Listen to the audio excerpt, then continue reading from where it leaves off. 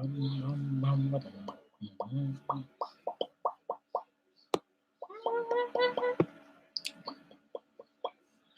boom, boom, boom, boom. Hit the like button.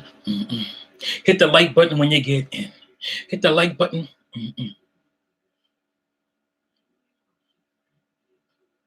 Thank you, Bruce. Thank you. Real easy. You come in, you're like, I like Mizzah Tee. Like button.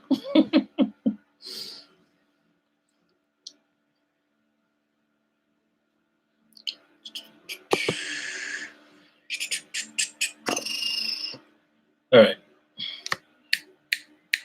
Audio.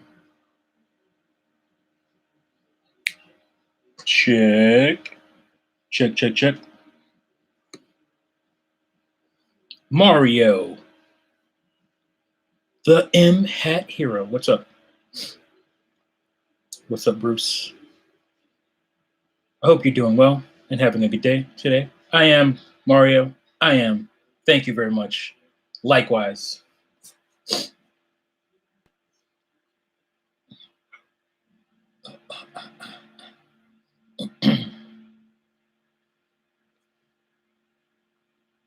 We live.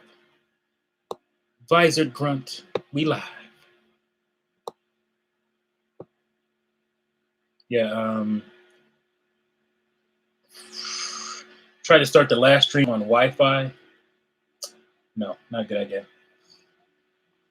So that's why I backed out. Sorry. It's gonna give some people some time to get on in. Wait, let me refresh that.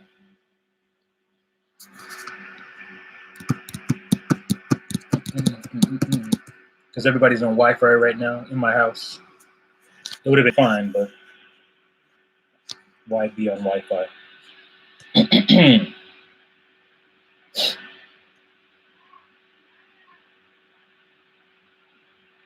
hear my loud-ass son screaming over Fortnite, which is dead.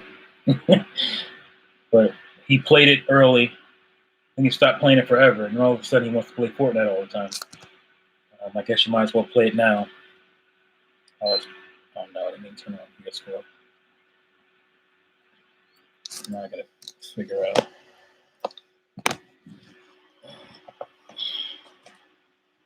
Oh, maybe not. I'll just do this. All right.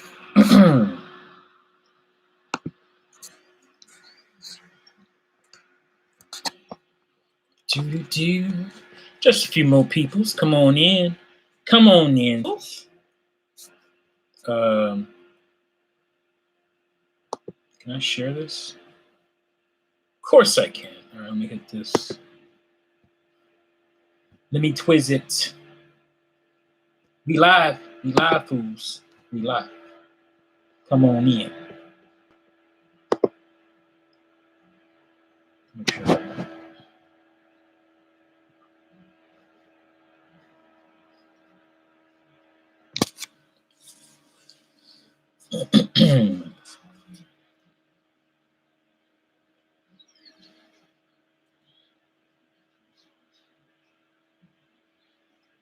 Okay, good. No, I'm just gonna put you back to sleep.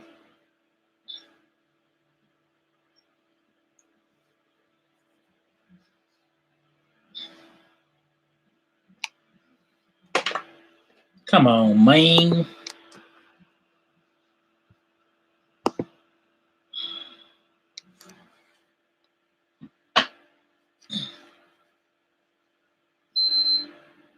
Go to sleep. Not you guys. My PS4. All right, she's gone. Oh, I gotta dust. I gotta dust. I don't want to. Finally, we got the what? The chupa. I'm missing something there. What do you mean, EJ?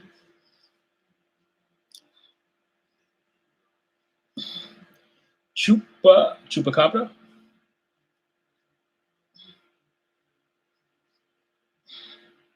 What do you? Let's just see a few more.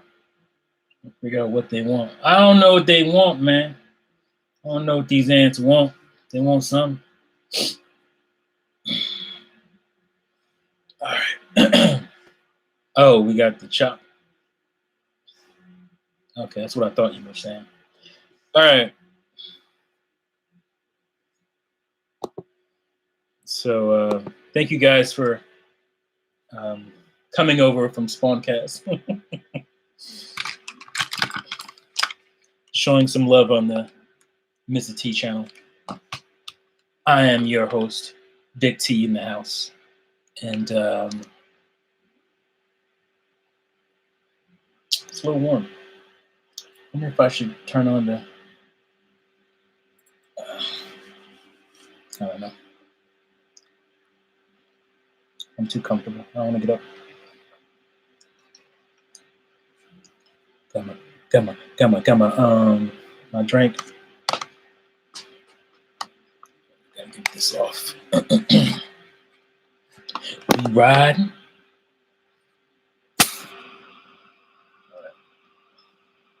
I think I'm crazy. I'm trying to check on the stream and make sure I don't have mad drop frames or something weird.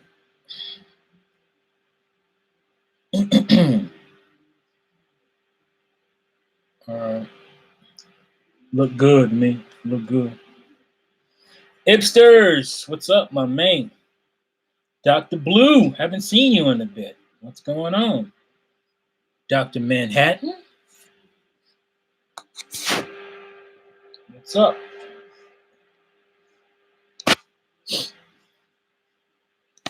All right.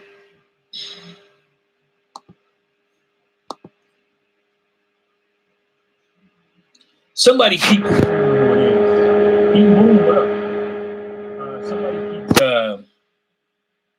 trying to get me to do what do you call them? Timestamps in my live streams, my Tea Talks, and I'm not really about that life. I'm not gonna. It's not like I have this time to set up to where I can be like, all right, at minute 34, we'll go on to this next topic. I'm not gonna scroll through. I do enough editing as it is.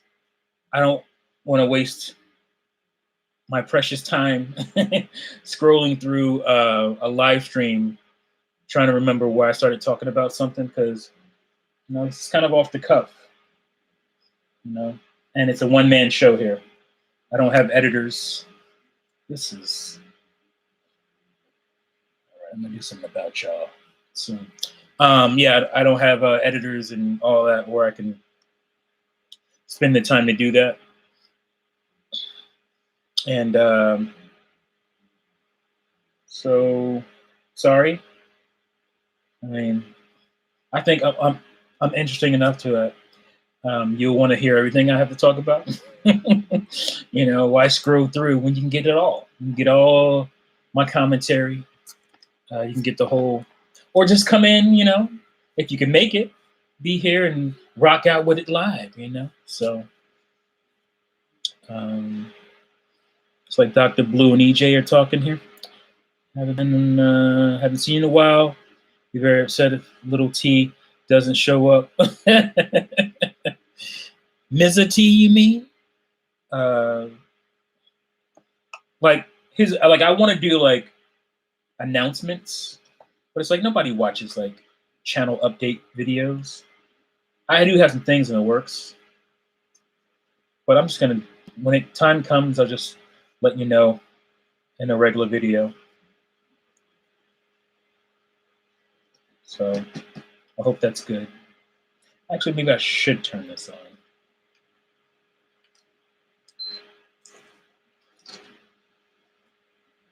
Watchdogs. Get out of there. Yeah, let's let it run. Okay. All right. Let's get into it, shall we? All right. Like I said, I don't even know what order. All right. So let's talk about Wait a minute. I shared the wrong thing.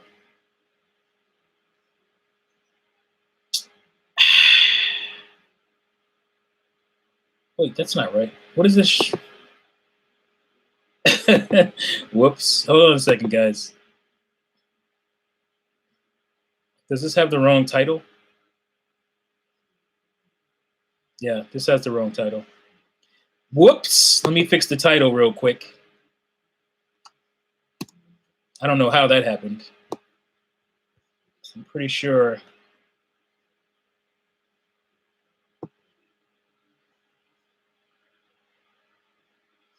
I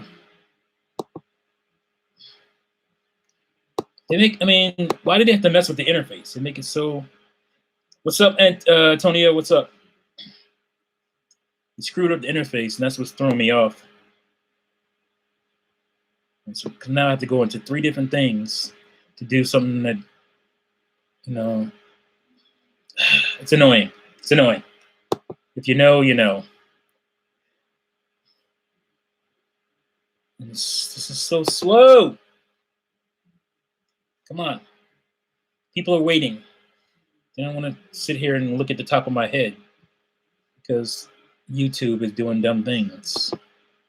Like, all right, so just give me 1 minute, guys. 1 minute. All right.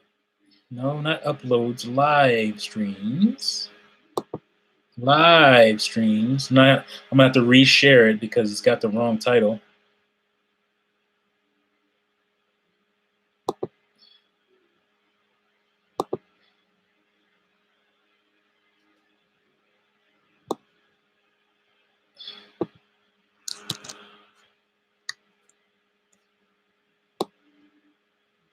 Wait, what is going on?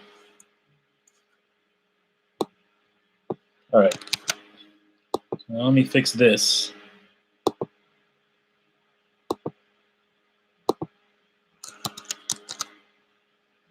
All right, I fixed it. Oh, what? What happened?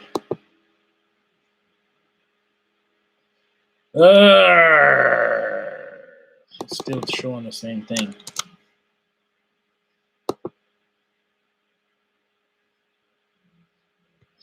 All right, changes saved, it says. Let's go in there. All right, let's go.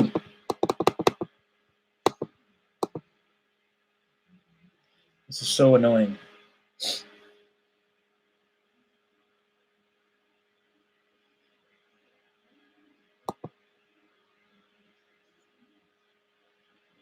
All right, let's go back.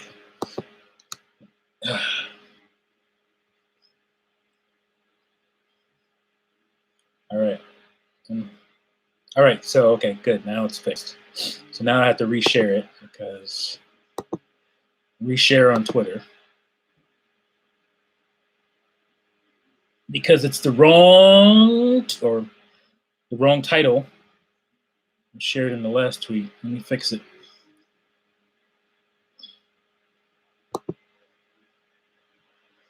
People are like, Nintendo Direct coming soon. What's up with that, T? You got some inside information that all these other YouTube folks I follow don't have? Even though they don't really have it?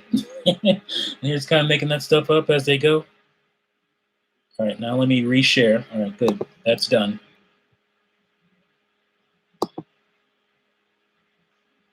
Hit the like button. Hit that like button. Hit that like button. I got to do a dance for the like button. Like button dance. Like button dance. Hit the like button and dance. All right, here we go. Share. It's Twitter. And tweet. There we go. There you go. You did it. Oh, that's not live. This, oh, well, it's behind. Okay, goodbye to that. Okay, good. The direct will be in April. Probably. Who knows? Maybe we'll talk about that at the end. I didn't have that as part of the topic, but it's kind of, people are getting a little on edge, a little antsy, including myself. I wouldn't say I'm antsy, but I would like to know what we're going to get this year. Nintendo.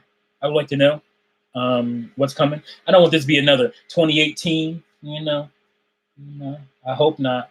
But maybe we'll get into that. That's a good topic. All right, because I won't spend a whole lot of time on this other stuff. So, what's up, everybody? Thank you for rocking out with me today or this evening. And if you haven't already, hit the like button. Hit the like button. Go ahead. Scroll across. It's real easy. Just tap it. All right. Our topics for today are the Wonderful 101 Kickstarter, which is still going on, which is already funded, I believe, to the max. Or maybe it's not the 1.5 million yet, but I haven't checked it. So I don't know. And then also something else. Animal Crossing. The whole save states situation. How I feel about that. And what was my other topic? Was that it? See, I don't know. People want timestamps, and I don't even know what I'm talking about. All right, let me check. I have to look at my title to know what I'm talking about, because title is just kind of off the cuff. I'm not planning this out ahead of time. This is a natural. Oh yeah, Switch sales. We won't talk too much about that, but we'll talk more about that as it pertains to what's coming with the direct. Switch sales and direct go hand in hand to me for a very specific reason. So we'll talk about that. All right.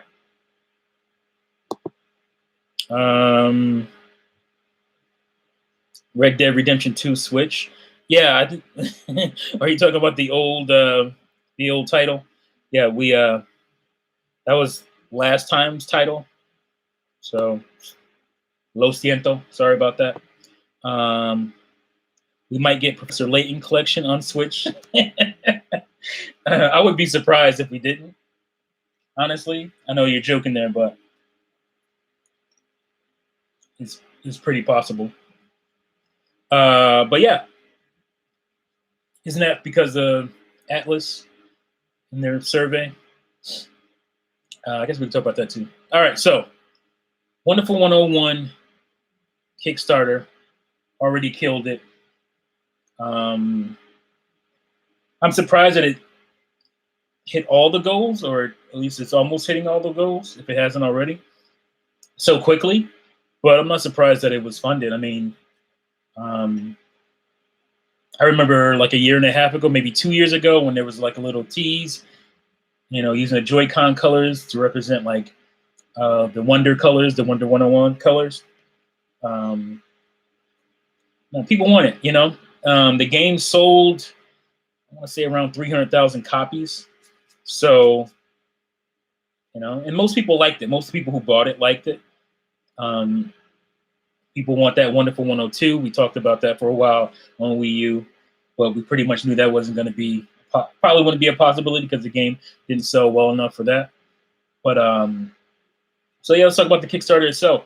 Like, I still am kind of torn on it because we know that Wonderful 101 for the, what do you call it, the port was ready. Is already ready for Switch already because it's coming in April, obviously. So that little stretch goal was kind of a whatever type of goal because the game was going to happen. I mean, $50,000, yeah, that was going to happen. But it. Oh, there we go. Nice. Always get that alarm. I'm torn about it because it's like you're a big enough company to where you wouldn't need to do a Kickstarter, but there's a part of me that does want the game to get more shine. I'm obviously a fan of it. I'm not sure how excited I am about it coming to Switch. I'm really not that excited about it, but I'm excited as far as it getting a broader audience, But I'm not sure how much better it'll do. It could end up being like a Tokyo Mirage Sessions type of deal where, yeah, that game specifically didn't sell well on Wii U, and we thought maybe it was because the timing it came out. But it turns out people just didn't care for the game because it's on Switch and it hasn't done all that great. Not a lot of talk about it. I haven't seen it in any charting or anything. So where I'm like, yeah, I would like to see it come. It's also like, well, it probably won't sell as much, but it's already funded. They've already made their money pretty much at this point. Because I'm sure that whole Kickstarter was set up in a way that, all right, so how much money do we need to make a profit, or at least even to break even if we put it on these different systems? So everybody knows that Nintendo still owns part of the IP. It looks like Nintendo let Platinum do this because they wanted to put it on other consoles, see if it had a chance outside of Nintendo consoles, and that's cool. But I believe Nintendo still owns a part of the game, or at least the IP. So yeah, it's weird because you wouldn't think Nintendo would ever do that, but I think because they have such a good relationship with Platinum, that they said, yeah, we like these guys. They want a bigger audience. Let's let this happen. And this might be an eye for an eye thing too. Whereas, all right, they say not only, yeah, we'll let you do this, but we want a game we want a port from a system, or we want a port of one of your other games that we don't have. Like, say, what's the game? I can't think of the game. With the girl with the blind, what do you call it? The blindfold, the ninja girl. What's that game on PS? It's on PS4 and PC, I believe. I can't. My mind is blank right now. These lights always seem to fry my brain. You guys know what I'm talking about. So it could be something like that, where, all right, you guys do this. We'll allow you to put it over here, but we want you to port such and such game. Thank you, Nier. Thank you, Antonio. Thank you, King Boom. Nier. We want you to port Nier to the Switch, and I think that's a very possible game to happen. Like I want to say I'm not a fan of it because I didn't buy it. I played the demo, and while I liked the platinum of it, I didn't care too much for the world and the character designs outside of the main character. So it didn't really move me. I was kind of like, I'll just wait for Bayonetta, Bayonetta 3. Speaking of which, when is that game coming? So that's why we need that. Well, we don't even know if we're going to get it in the next direct or not. So we don't know if we're going to information on that. We might, but who knows? It's hot, so it's making me feel itchy, especially around the neck. So that could be a possibility. They could have said, they could have made a deal, eye for an eye deal. You give us this, and we'll let you do that, and we'll let you do the whole Kickstarter thing, and it's a success, which is good. And people are worried, like, is this going to lead to more big companies doing Kickstarters and whatnot? Because they've been pretty successful. I think you have to have the right type of game with the right kind of cult following or the right pedigree. Obviously, it took the father of Mega Man to get Mighty Number 9 to happen and be successful the way it was. It took Yuji Naka to get Shenmue 3 to the successful Kickstarter. It was same thing with Itagaki. Is that right? For Bloodstained. So it's not, everybody can't do it, and most people, a lot of people won't accept it. A lot of people won't accept bigger companies to mid-tier companies just going to Kickstarter to fund things, unless it's the right type of game. And at that point, it's like, yeah, that's fine. If you can't seem to fund that game any other way, other than Kickstarter, like, that's fine by me, as long as the game comes at a reasonable price and looks like Wonderful 101 is going to be $40, which is what ports should be, $40. And I want to save this for a video because somebody kind of challenged me or called me out because of my last video. I was talking about Pokemon and how I'm not happy with it, but I went out and bought what do you call it? Mario Kart 8 Deluxe, a game I already own. Well, Mario Kart 8 I already own, but I can pretty much destroy that point of view pretty quickly. And I don't want to do it here. I want to save it for the video because it's a good mic drop video. So I'll do that. But what's this? Folks already port begging for Bayo 2. I don't think that. Oh, you mean like non-Nintendo fans are? That's not going to happen. Bayo, I don't see them. Nintendo's not going to give up that.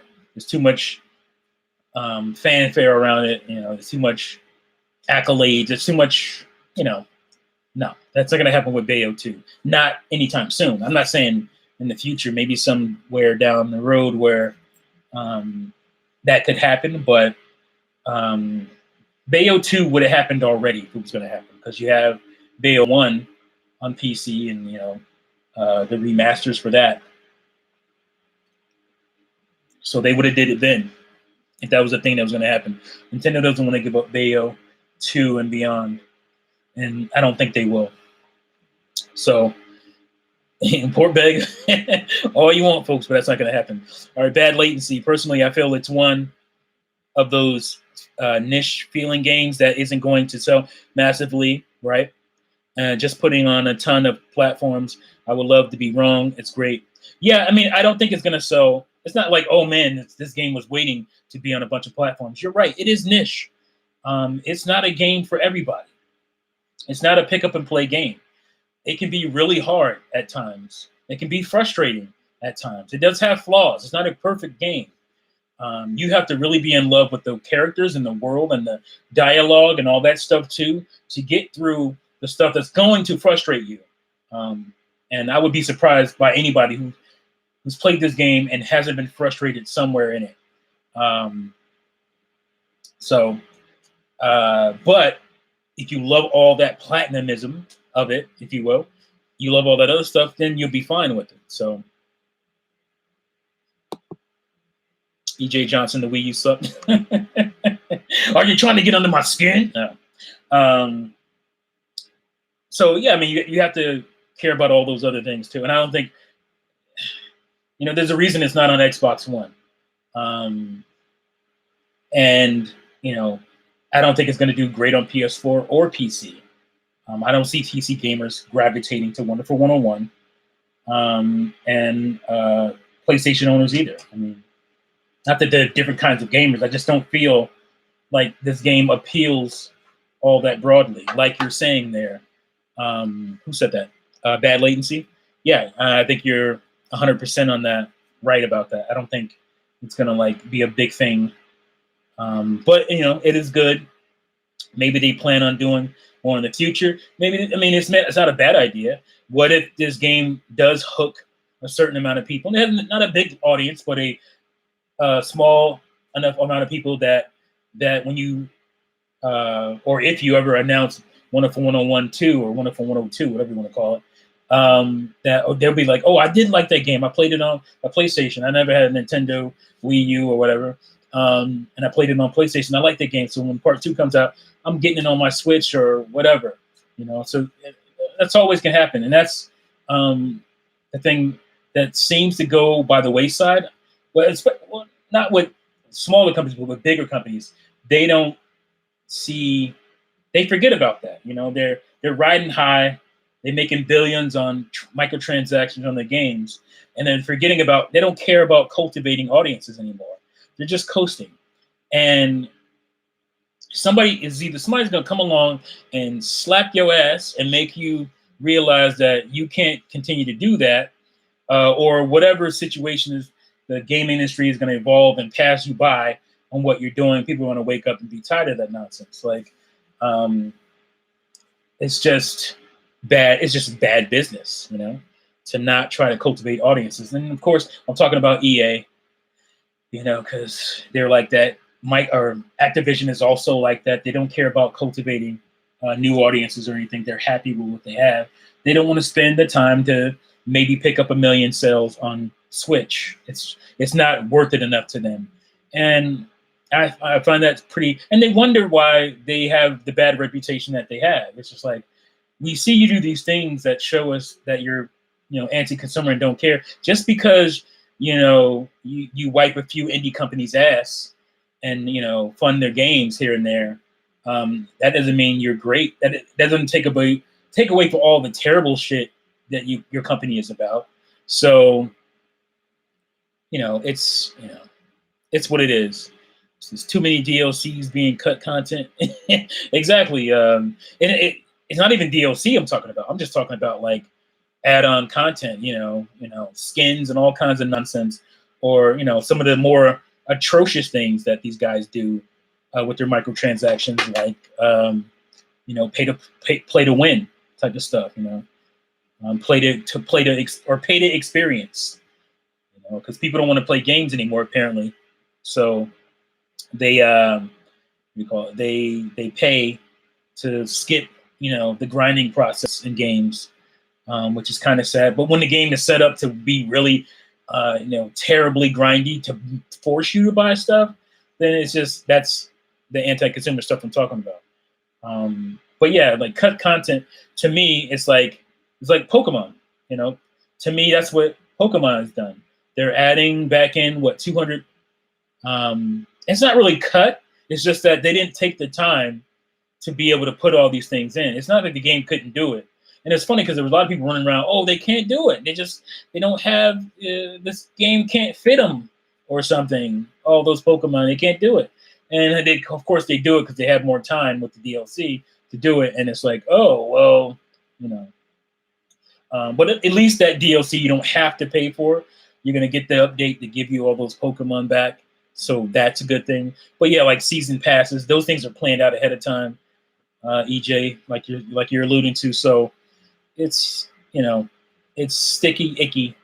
But this Wonderful 101 thing doesn't bother me as much because it's a game that didn't sell well on a console that didn't sell well. And, you know, even Nintendo, if Nintendo was, you know, going to allow this to happen, and they have to allow it for it to be a thing, then, you know, they see value in it. So it's not like Nintendo's going to get a cut of the proceeds from the Kickstarter. This is all going to, you know, making the games and porting it. So, and they're going to have to rework it. Maybe the Switch version is probably the one that's going to be least reworked, I'm guessing. You know, it's still going to have to do something with those levels where you go in to little small rooms and you have to look at the gamepad. But if you're playing without, you know, using touch controls to use the different weapons and whatnot, the attacks for your wonders, you know, that's not going to be a big deal on any console, really. But now I was playing it again. Was it last night or today? Last night, I think. I was playing Wonderful 1 again just to get a feel for it again, and I don't feel comfortable using the right stick to draw. I'd rather do it on the gamepad. So that's why I'm like overly excited for it coming to Switch, because for me, even, you know, with improved load times, I'm sure that's going to be a thing. Improved frame rate and possibly improved what do you call it? Visuals with 1080p and all that kind of stuff. Even with that, to me, the definitive version of the game, because it was built with the gamepad in mind, will be the Wii U version. So, but I think I'm just going to support it and just throw my $40 at it. That way I get my physical copy and show more support for a game that I like, you know? So, yeah. What's up, Laker Link in the house? Yeah, so like I said, I don't really have a whole lot to talk about with that. I'm more wondering what the Platinum 3 that's left is going to be, since obviously Wonderful 101 is one of them. There's a Platinum 4. Unless I missed something, they haven't announced that yet. So that's interesting to me. So we'll see what happens with that.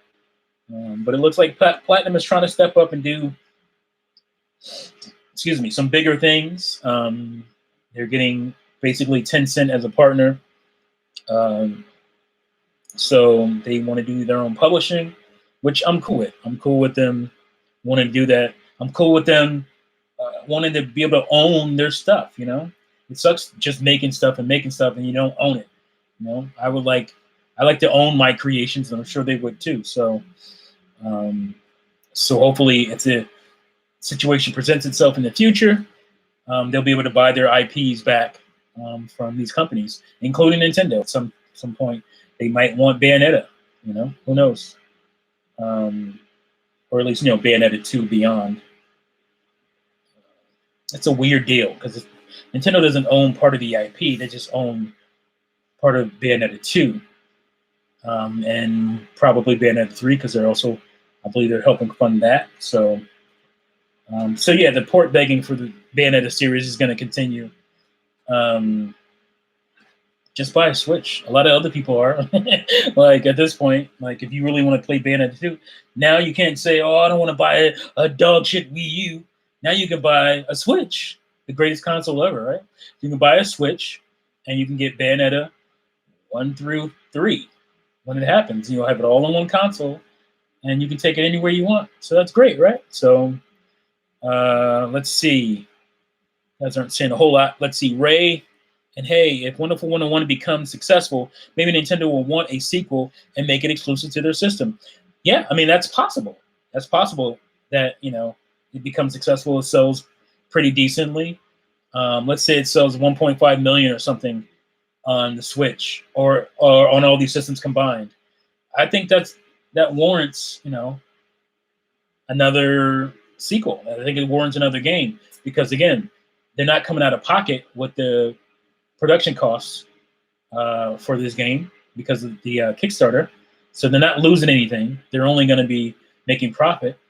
And if this thing makes profit on top of that from the game sales itself, above the people who kickstarted it, if it sells, a good decent amount, sure, let's make a sequel. Let's make it happen. That's what us core Nintendo fans who bought the original one on Wii U, that's what we wanted. So I said Wii because it was going to be a Wii game at one point.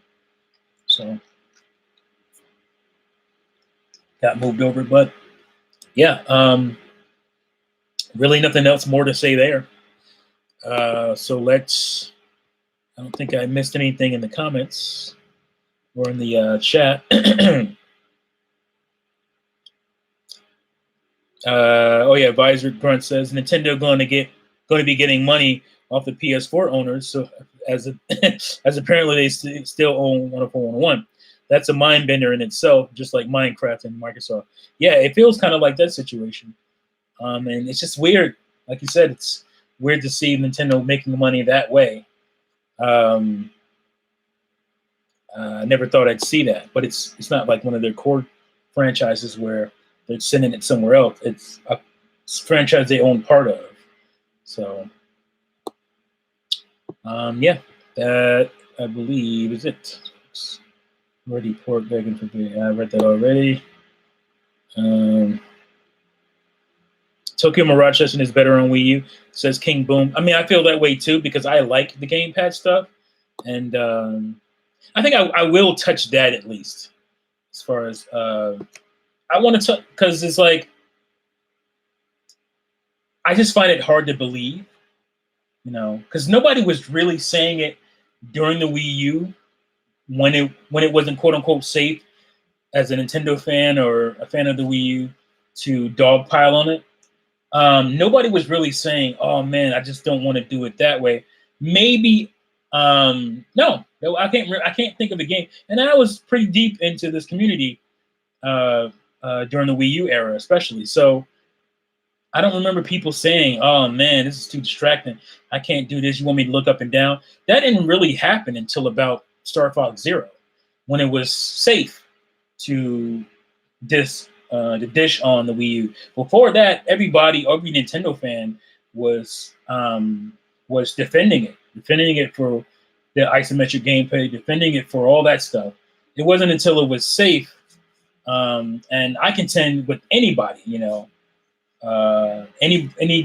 Nintendo fan YouTuber, none of them were dishing on any of these things until it was safe, until the NX talk, or not NX, yeah, it was NX, the code name, the NX talk. So that started to ramp up. Then it became more safe to say, Wii U this, Wii U that, But I hear all this kind of revisionist history when it comes to the gamepad, and my main thing is like, I don't believe it. Like I don't take it serious, because I don't believe anybody who grew up in the technology age, the computer age, can seriously tell me that having an extra screen to look at from time to time is too much for them. I don't believe it. Like, because you go to these people's houses and they got 2-3 screen setups on their PCs, and obviously you're not using them all at the same time, but you're used to navigating 2 and 3 screens. You got a cell phone you're looking down at, for tweets and Facebook or whatever. You got your TV you're watching, and maybe you're rocking a handheld as well. Like, to me, I just don't believe it. And I don't believe it because it wasn't something people said right away. It was something that came after the fact.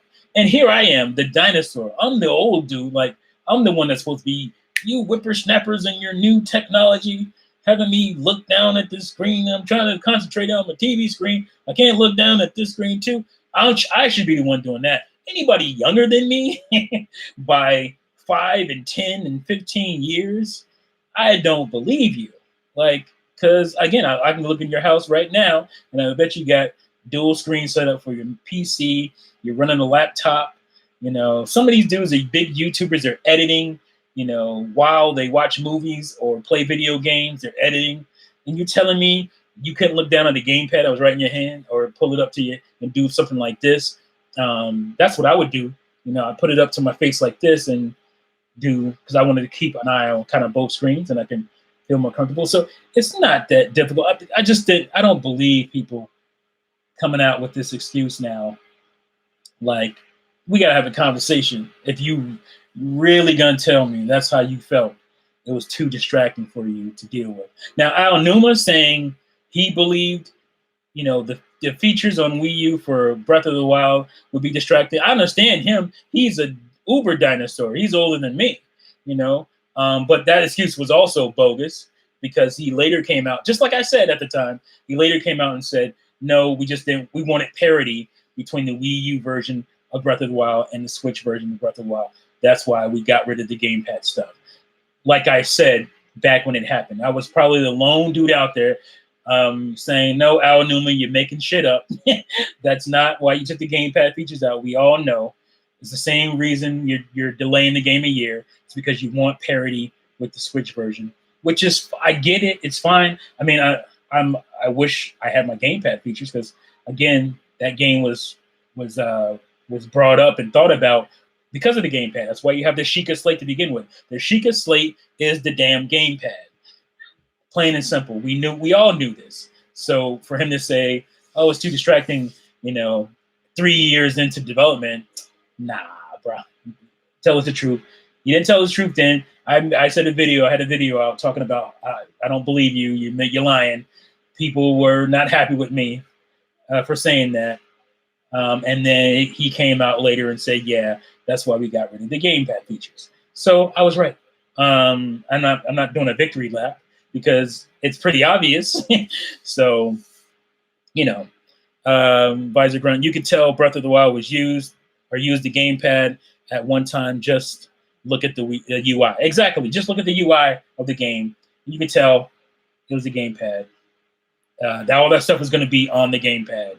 You could do it in real time. So I missed that. I missed the chance to do that, because, Darksiders 2 on Wii U, I love that to death because of real-time UI usage.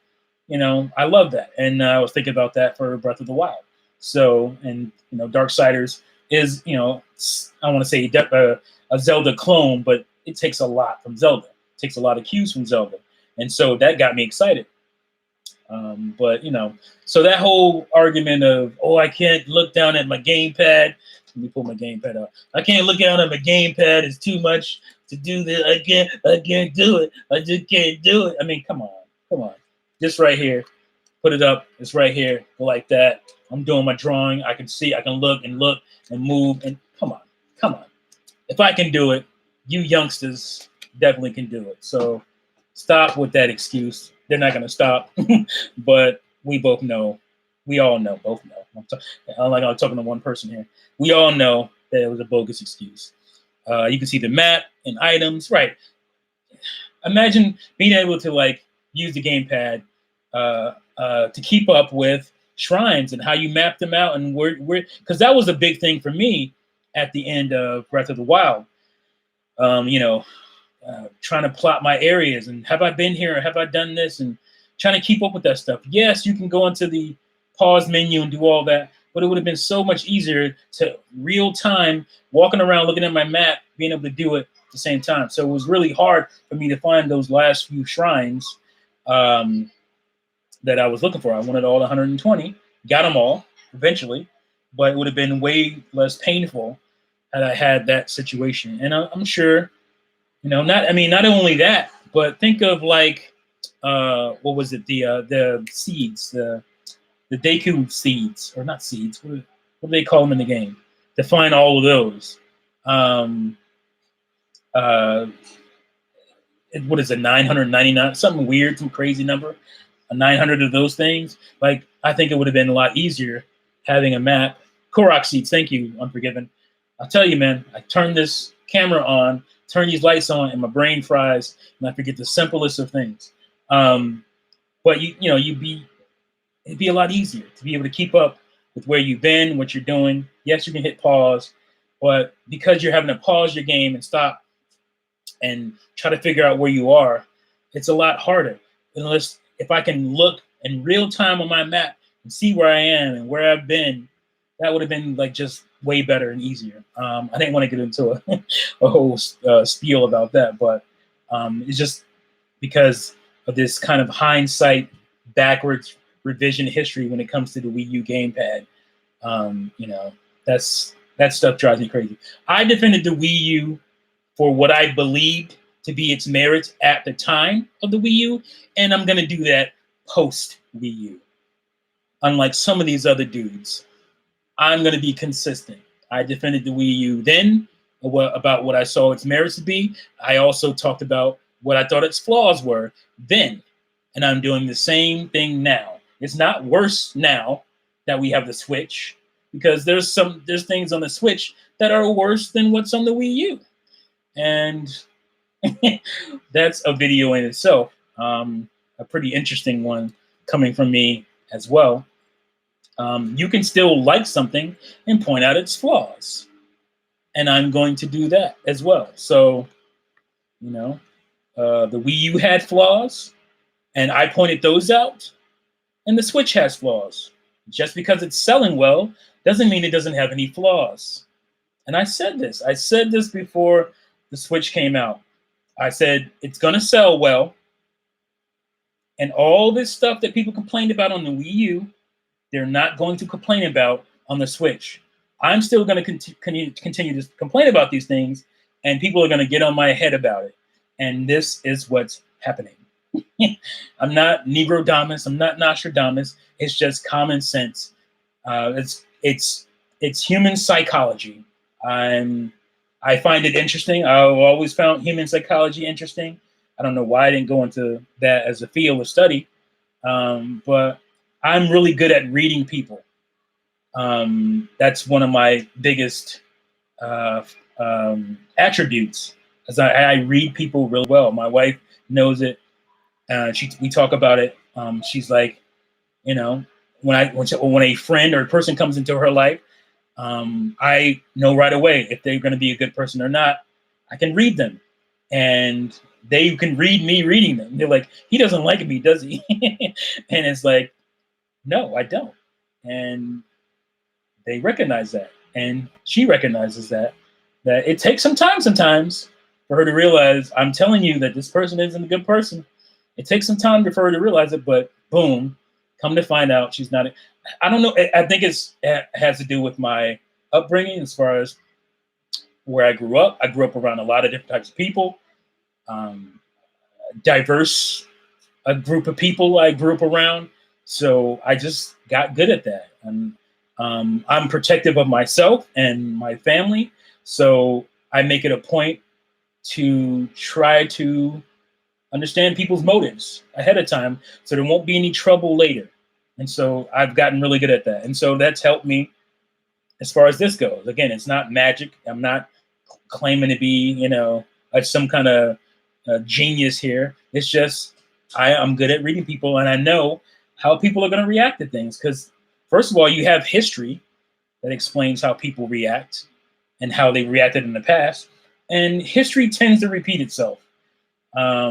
Unfortunately, we have history and we study history, so we don't do that, but we tend to do that a lot, human beings. So no one's above being human and having human nature if you're a human. So people tend to do that. So, but me, I'm like, well, I'm going to be consistent. It's just part of my nature to be consistent. Like, so if I liked something before, I'm not going to dish on it just because it's a popular thing to do, or I'm not going to dish on it in hindsight because I feel like I have something better now, that the grass is greener. No, I'm going to still credit it for what it is. Two of my favorite consoles of all time didn't sell for shit. Does that matter to me? No. What matters to me is the experiences I had on those consoles. And I'm talking about the Sega Saturn and the Sega Dreamcast. Those are the two of my favorite consoles of all time. And they probably always will be. N64, N64 wasn't a failure. It sold less than Nintendo's previous console, the Super Nintendo, but they made pretty good money on that thing. They made pretty good profit on the N64. They sold 34 million units, which is pretty good. Especially when you have new competition, and Sony, they sold 100 million. So that was obviously going to take something away from you. And to have sold that many was still a great thing. And to do all the innovative things that system did. So I'm not going to dish on it. I knew the flaw of the N64. I'll say it now, because I said it then, was the storage medium, the cartridge. That was very expensive. They couldn't mass produce them as cheap. And, that was a problem. Obviously, Square and a lot of third parties said, nah, we don't want to risk that. So that was a flaw of it. But I will never turn back and say, man, it's trash now, because there were some great experiences on it. Some of the greatest experiences of all time for me as a gamer. So, I mean, it's just, I don't get that mentality. And these people know who they are. And I would hope I know who they are, because I was there during the same time. We were corresponding. And for you to turn around and act like, you weren't this way. Come on. The videos are there, I think, unless you deleted them. The comments and all that stuff. So it is what it is. So that's just not how I rock. I don't rock that way, but some people do. A lot of people do. People want to be in the popular group. I was never about that. Some people want to be in the room. I like being outside the box.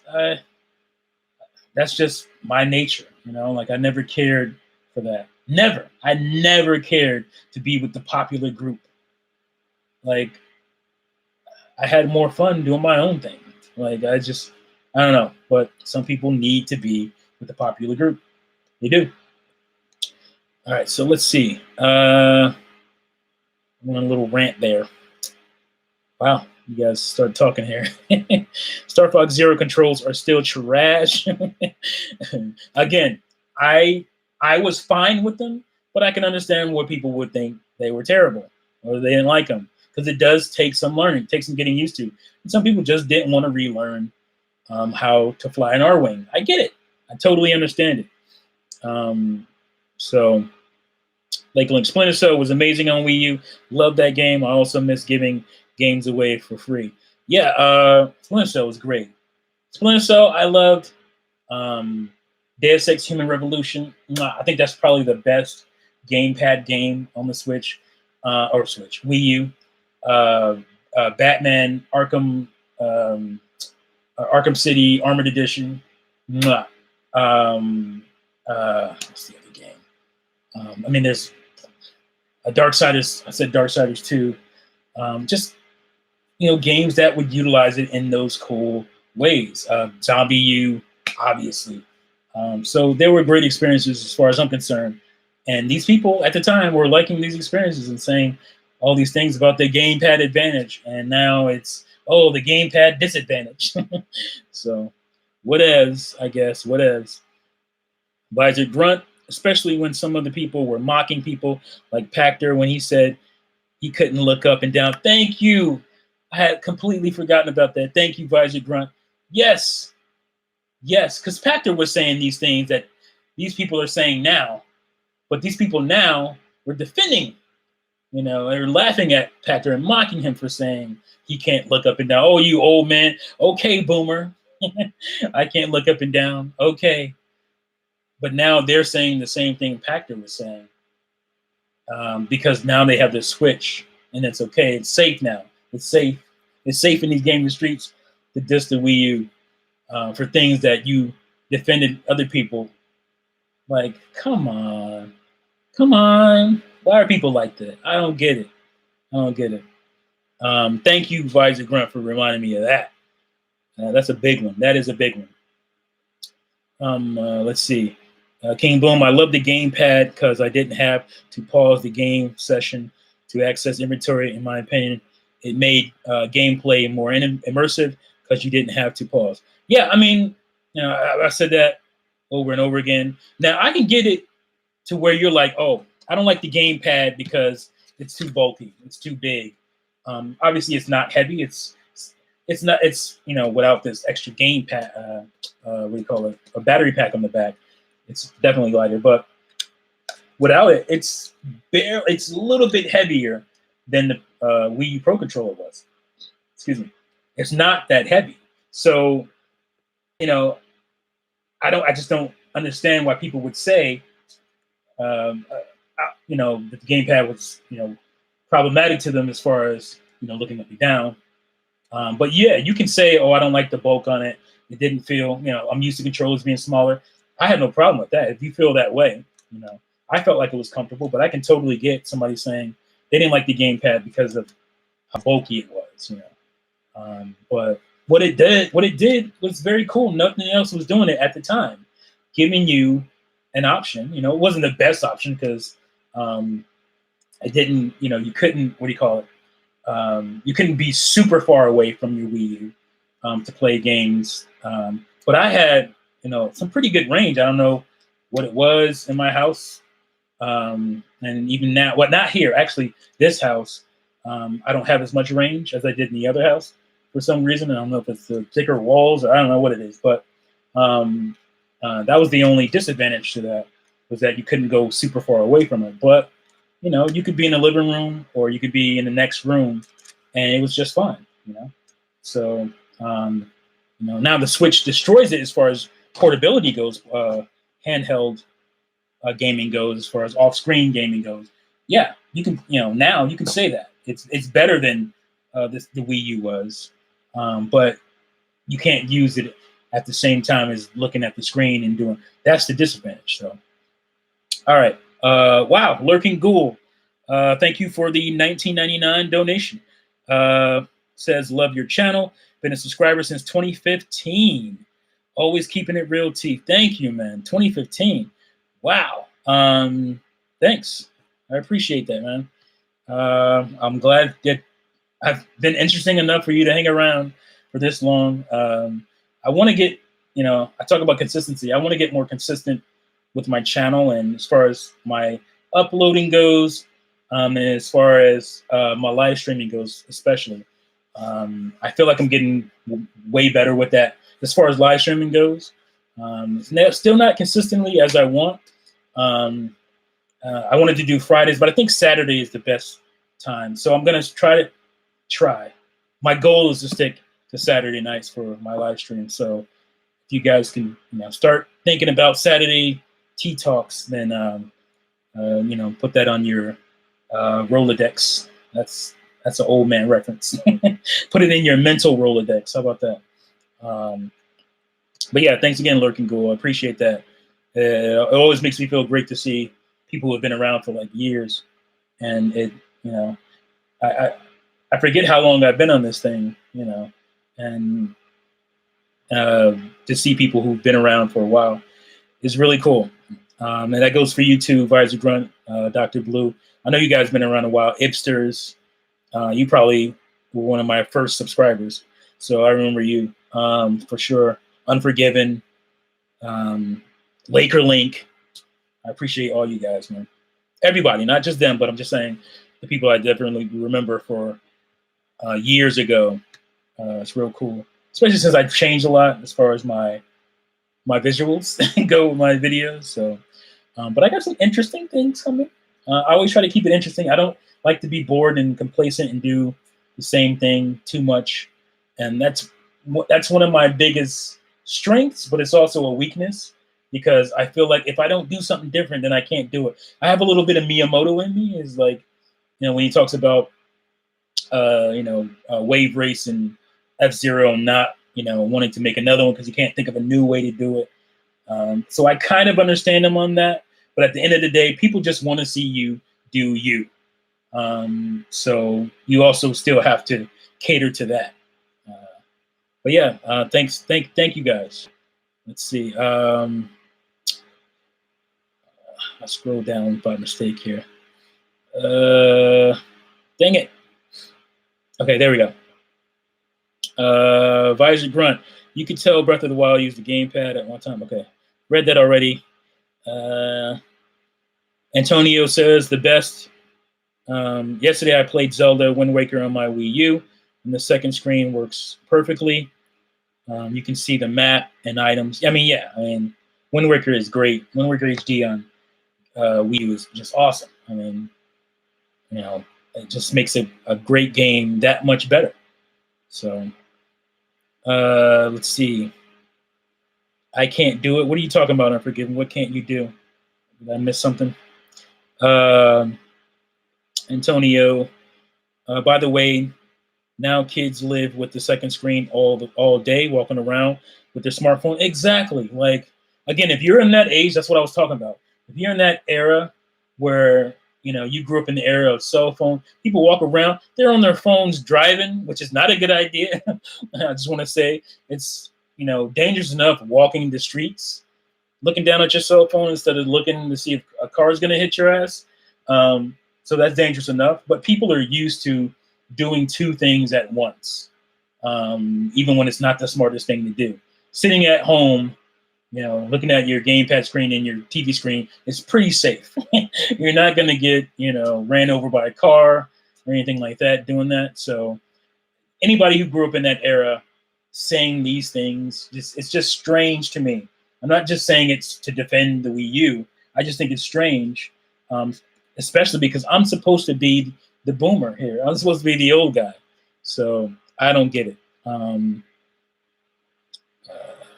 Korok Seeds, F that noise.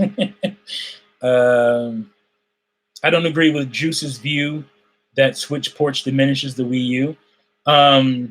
Yeah, did he say that? I don't know if he said. He might have. I don't know, because I made a similar type of thing, but I wasn't saying exactly that. I was just saying that it does take away from that uniqueness of the Wii U. But the most Wii U of games, you can't do it on Switch, so it doesn't really take away in that aspect. But as far as like having that exclusive game that's only on this system, and we've had that. We've always had that throughout history. That's changing now because companies see the value in reselling games. So I get it. So that is changing now. But, that's not just a Wii U Switch thing. It's just a era thing, the era of remasters we're in, the era of remakes, the era of ports to multiple platforms. That's just the era we in. That has nothing to do with Switch and Wii U per se. It just happened to time up and line up for that to be a thing. Wii U failed because of features. So yeah, the Wii U didn't have these features, man. So some says Visor Grunt. Some YouTubers Switch eliminates features Wii U had, and not a word from this same YouTube. Yeah, I mean, I've said that 1,000 times. Switch has gone backwards with some of these features that these guys were, saying that the Switch needed. There are all these videos beforehand, the NX needs this, and the NX needs that, and they had to have a proper this, and they had to have a proper that. And these dudes folded when the Switch not only didn't have more stuff on top of the Wii U that they wanted, they took away stuff that the Wii U did and charged you for it.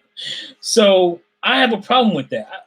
Anybody who wants to debate me on that, to have a discussion about that, we can do it, because I already won. I would love to just walk in and grab my W and call it a night, because these dudes they had their lists. It has to be, one of the biggest things on the list was a traditional home console. Wasn't that? It's not that. And it didn't matter because it's 52 million sold in less than 3 years. So that whole belief has to be powerful. No, that didn't matter. It doesn't matter. And they're mostly fine with it. I think they're not fine with that one because they really want a Switch Pro. They think that Switch Pro is going to be so much more powerful that they can feel better about the Switch's lack of power that it has. But so they still kind of want that. You can see it in their Switch Pro rumor videos, and I heard this and a source said that kind of stuff. But yeah, it's lacking all of this stuff, and stuff that previous Nintendo consoles had, it doesn't have, and nothing. Nothing. You hear none of these dudes talk about that. And that's fine. I mean, I guess that's fine. But when you want to try to come at me for still pointing out these flaws, F you. Forget you. Get out of here. You don't have the right to police me for being consistent just because you decided, oh, look at them sales, though. Nothing matters. Everything is awesome. Nah, that's not me. I'm never going to be that dude. Never. So I've never been that dude in my life. So it's not going to change for my video game YouTubing channel. No. So thank you, Visor. Visor dropping the good stuff, man, making me remember some of this stuff. Oh, crap. Here it is again. It slipped on me. Here we go. Ipsters. I mean, the Wii U still happened. It was still great then and great now. Yeah, I mean, I agree with that. I like I said, I just think to some degree it takes away from the uniqueness that it was. And that's my only thing. I don't think it steals the legacy or anything like that. But it does take something away. Let's see. N64 is my favorite console. Reminds me of the good old days, says Laker Link. You know that's my favorite. That's why we homies, because we both love our N64. So Dr. Blue, people can say whatever they say and want about Zombie U. I love that game on Wii U. Yeah, look, if you don't believe the gamepad is great, play Zombie U on PS4. It's on PS4, right? Play it on something else. I don't remember people talking about that game when it came out on other platforms. Wii U fans and Nintendo fans loved it. Even when the reviews tried to destroy it, we loved it, and nobody else, even when it went to other platforms. So And a lot of it had to do with the fact that you took away what made the game good. The main draw of that game was the gamepad usage. So let's see. Afro Power. Hey people are followers. Hey people are followers. So many game review channels hate on PSX graphics, even though they aren't. Yeah, I don't like. That's another thing. Maybe it's just because I'm a retro. I hate to say I'm a retro gamer. Like I play what I like. I play video games, you know, and it may be video games from 25, 30 years ago. I play PlayStation today just fine. I recognize that it has the woppy warp texture thing that the N64 didn't have. That was, you know, because the N64 had that power that was good at some things and wasn't good at something other things like texture, cache, and all that. PlayStation, I believe, was better at it, and so you had more blurry textures on game or N64. But N64 was better at, you know, texture warping and just having bigger worlds and all that stuff. And but I still play PS1 games fine right now.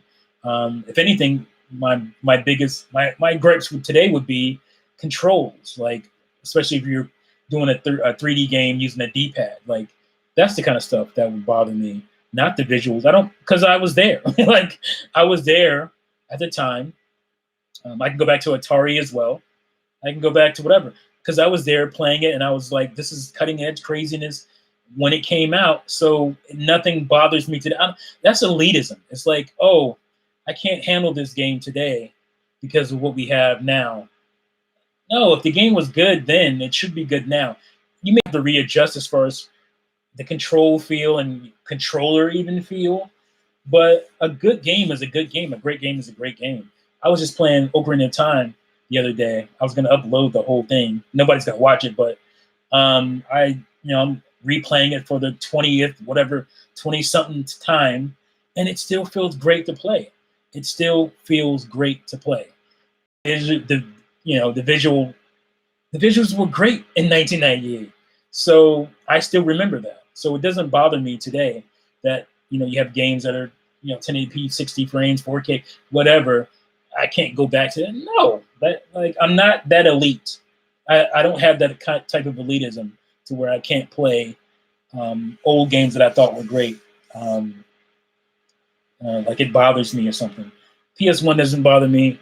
N64 certainly doesn't bother me.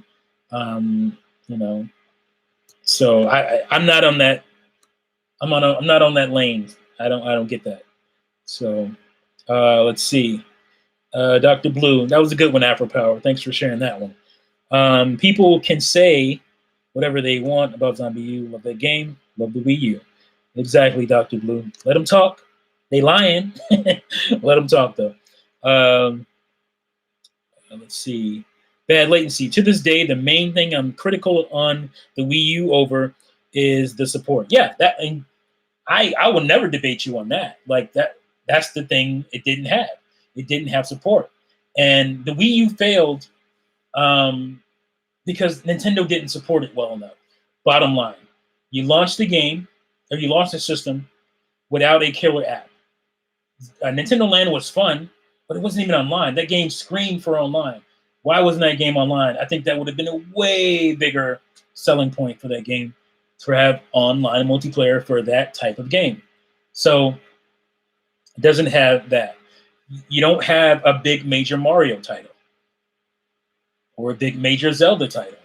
You don't put your big, I mean, you put out New Super Mario Brothers U, which people at that point were kind of done with that art style.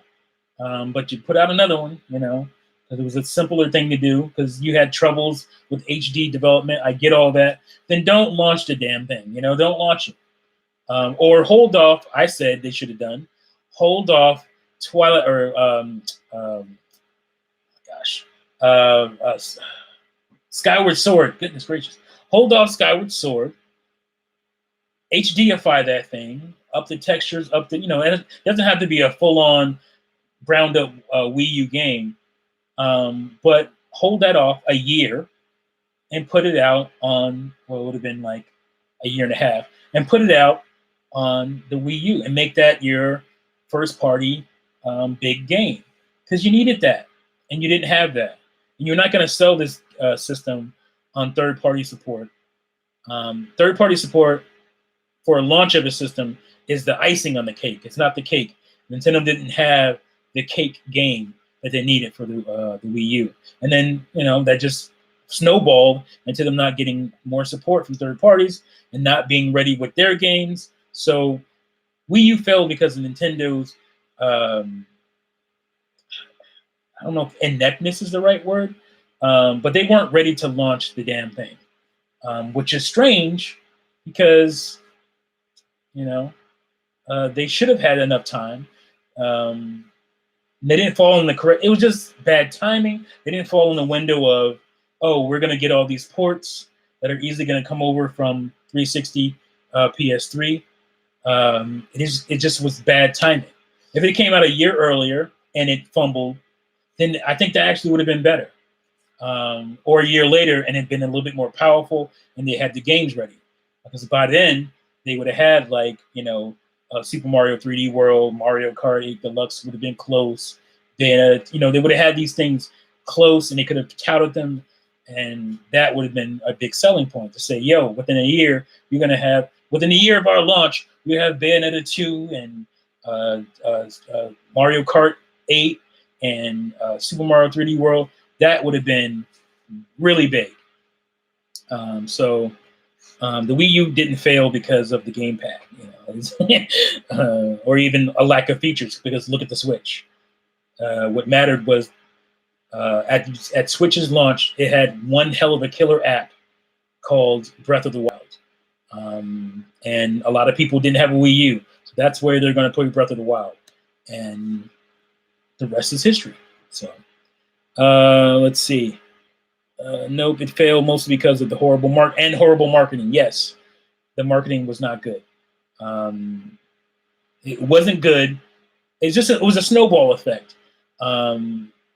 because they couldn't get the core audiences, so they tried to fall back on the Wii audience when it was too late for that. It was too late to try to pull that audience, so the marketing was just way off. So.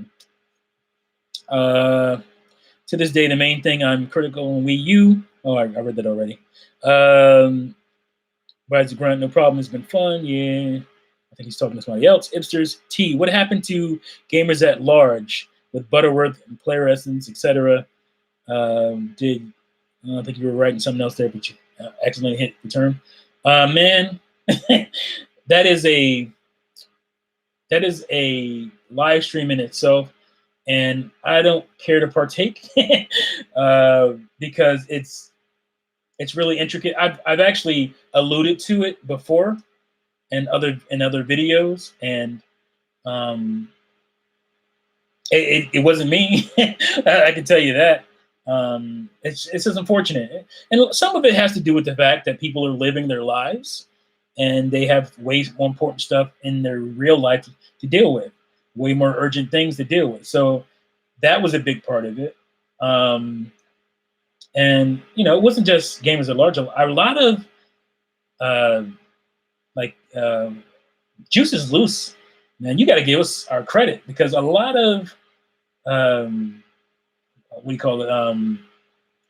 live streams or podcasts and whatnot when we started doing that stuff, 2014, 2013, when we started doing that stuff, a lot of the dudes that were around, they're nowhere to be found. We had fallouts all over the place. And, that's not the case. With Juice is Loose, we're still doing our thing. We're still rocking out. And we clash on air.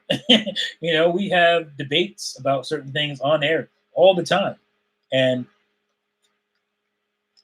nobody takes it personal. We're all Nintendo fans, we know that, we're not trying to one up each other. We're sincere and honest with each other, and that keeps us together. I think the thing with gamers at large is that it got too big too fast. And another thing was consistency. Like people weren't consistently showing up to the podcast, which was creating animosity, I think.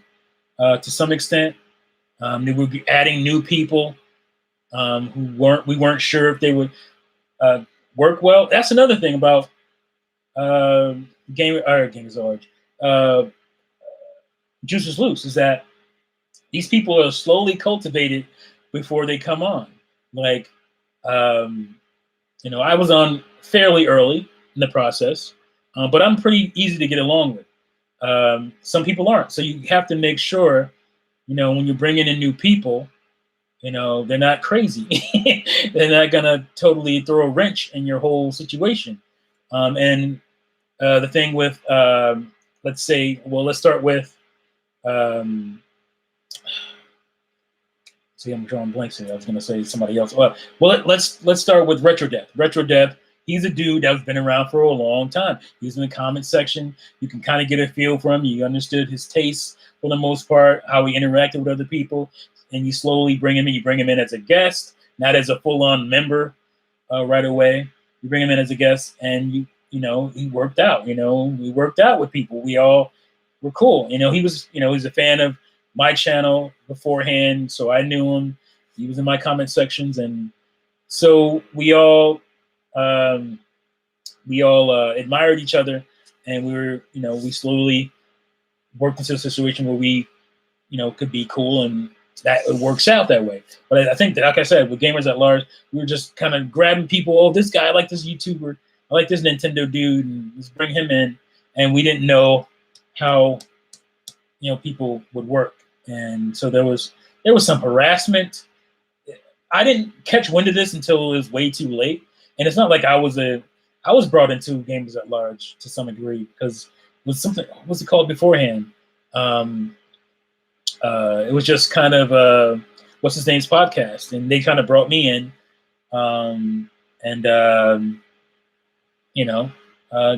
more people just kept coming without us making sure that we were going to work well together. Not everybody works well together. So that's what it is. So. But we're fortunate, like I said, on Juices Loose, because we cultivate each other. Clocked it. He came in. He was, again, he was in the comment sections. He seemed a really cool guy, he was a guest, and all of a sudden, you like him, and he works out, and then you're part of the crew. I mean, these guys, they're crazy. Like Retro Death and Clocked It, those guys are insane. They live in Europe. Clocked It's in Wales in the UK. Retro's in France, and it's when we start, it's like 1 a.m. or something there when we start doing the podcast, maybe even later. So kudos to them. That's dedication. That's they really like chatting it up with us and doing our thing. So that's a big part of why it works, because the motivation for wanting to be in a podcast is there. So let's see. To this day, all right, no problem. It's been fun. I read that already. All right, here we go. Been with you since that video you made on broken games. I think that was 2012. I went by Otto San. Yeah, I remember Otto Santiago back then. Yeah. Okay. I knew you had been around a while, because you had said something beforehand, maybe even some years ago about it. So, yeah. The Broken Gamers equals Broken Games. I think those were fun times. Fun times. K on Nintendo. Hey, how's it going? What's up, Kayon? How's it going? Did you all fall out? No, we didn't all fall out. I still talk with, I don't want to say most of them, because if you talk about the core group, I still talk with about 50% of them. Me and Jay, to me, Jay was one of the big dudes in the podcast. He was one of the founding members. Me and Jay, we still do little podcasts together for his channel and whatnot. Here and there, we do geek stuff. We talk about comic books and all that kind of stuff. So I don't fall out with anybody unless they just being dicks to me. That's just not how I do it. or if I see them just being outright dicks to other people. Like I just feel like a lot of people's motivation, a lot of people's reasoning for jumping in wasn't wasn't it was more personal is not the right word.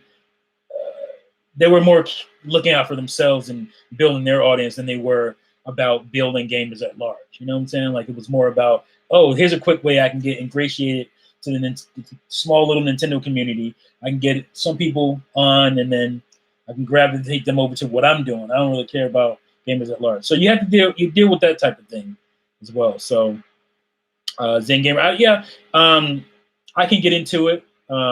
I personally had no problem with Zen Gamer. I mean, we probably, went back and forth about something or other here and there. I had no personal issue with him. He had issues with a certain two other members of Gamers at Large, smaller members, or I don't want to say lesser, but not core. At least not in the beginning, core members of Gamers at Large. He had issues with them. They were basically harassing him by the end of that, and I didn't know this. Like, I didn't know this at the time, and by the time I found out, he was already pissed off and moved on, basically, in his head. So, yeah, so that's what happened with them. I'm not going to get into the details, who it was and all that stuff, but that's what happened. Did a podcast called Best of Both Worlds. Wait, I'm missing something. Is that the guy who exposed people? No. He's still alive. He's actually been on Real Gamer. If you guys know Real Gamer, he's been on his podcast some months ago. So it was not like recently, but he's been on a while ago. No, he didn't do exposed videos or anything like that. He did gaming stuff. Did a podcast called You're talking about Super Brothers and Fat Gamer. That's Best of Both Worlds, hipsters. Jay Biggs, what up? What up? Used to attack Black Bond all the time. Who was that? A lot of people did that. I only went after him when he came at me. I was not interested in any of that back and forth stuff. That kind of like him and Dot Trey were doing. That didn't interest me. I came to YouTube to talk about video games, not other people. So Zen used to be a big Wii U defender. I guess. I mean, I almost don't remember a lot. But yeah, he came in as Nintendo. That was his first YouTube name, if I'm not mistaken. So he was about Nintendo. He's a diehard Xbox guy now. Yeah, I think he kind of gravitated to Xbox. I mean, that's fine. As a Nintendo fan, I don't understand it because Nintendo games to me are still Nintendo games. But if that's what I mean, like that, I'm not gonna fall out with somebody over that. Like, it's video games. So, and it's supposed to be gamers at large. It's about all games. I mean, I made a joke video. Some people just don't take it well. I made a joke video about that situation without him being on Xbox at the time or whatever. And maybe that's what had him fall out with me. Because it wasn't just about him; it was about that mentality. So I don't think I've really spoken to him since then. So that's probably what I just don't remember. Yeah, but I do remember him now because I did what was it, Xbox? What was it called? Nintendium Xbox Side Peroxide. Go look that up if you want to watch that video. It was that year when Phil Spencer said they had that whole mantra of this is the best year in Xbox history, the best games in Xbox history. And I'm like looking at it, I'm like, it was not all that. So I made a video that had to do with that, but also like Nintendo dudes who were like all of a sudden kind of Xbox dudes, which I thought was kind of strange. And I had an Xbox. It wasn't like I had an Xbox at the time, so it wasn't like I didn't like Xbox. I've had an Xbox since the original Xbox, but it wasn't like, oh, I'm now my Xbox guy. Like, I didn't understand that, but that's him, you know. I used to watch Butterworthy. Yeah. I talked to Jamie Butterworth, you know, every year, at least once, or every couple of years or so, since this, because, you know, if you guys don't know, I was the one who did his channel intro, which I love doing. It's one of my favorite channel intros. And, you know, he alluded to maybe trying to come back. He does that every once in a while. He's like, I think I'm going to come back. He actually did come back for a little while. He made a couple videos and he was gone again. That's fine. Life is life, you know, and like, not everybody can continue to do this. For me, it's a fun hobby on the side. It doesn't affect my life, you know. So, but it can for some people. I understand that, and not everybody can continue to do this for, you know, years and years and years. There's a lot of people that are gone from the Nintendo community that I miss a lot, you know. So, because they motivated me to make videos, and without them, for me to do the more creative stuff, I, you know, haven't done that as much because I was motivated by those dudes who motivated me to even make a YouTube channel. So, let's see, where are we? Sup T says, Renee, what's up? It's probably a while ago, but if you're still around, what's up? Link, I hated the Splinter Cell, didn't sell well for any console. Ubisoft blames the Wii U version for that. That's weird. Did they really blame the Wii U version? Like, because it didn't sell well on anything. And people want another Splinter Cell. And it's like, Ubisoft's looking at that last one. And it's like, we didn't sell well. Why would we make another one? I wish they would. You know, they got rid of Michael Ironside. Was it for that one? They got rid of him for the voice for Sam Fisher. I mean, he's the voice of Sam Fisher. So, but I mean, yeah, I didn't know they tried to blame Wii U. That's some bullshit. They did. At least I don't remember. J Biggs, I enjoy Splinter Cell on Wii U. K on Nintendo. The gamepad was great for Xenoblade X. Yes. And let's see if I have my controller. Yeah, I have my controller handy. So this is how I played. It's a little dusty. I gotta outdust tomorrow. This is how I played Xenoblade. All right, so I had my Wii U gamepad, and then I also had my Pro controller. So my Wii U gamepad would display my map. I had my Pro controller to play, you know, to run around and do things and fight and all that stuff. And I watched gameplay on my TV screen. So, and I did the same thing in Pikmin 3.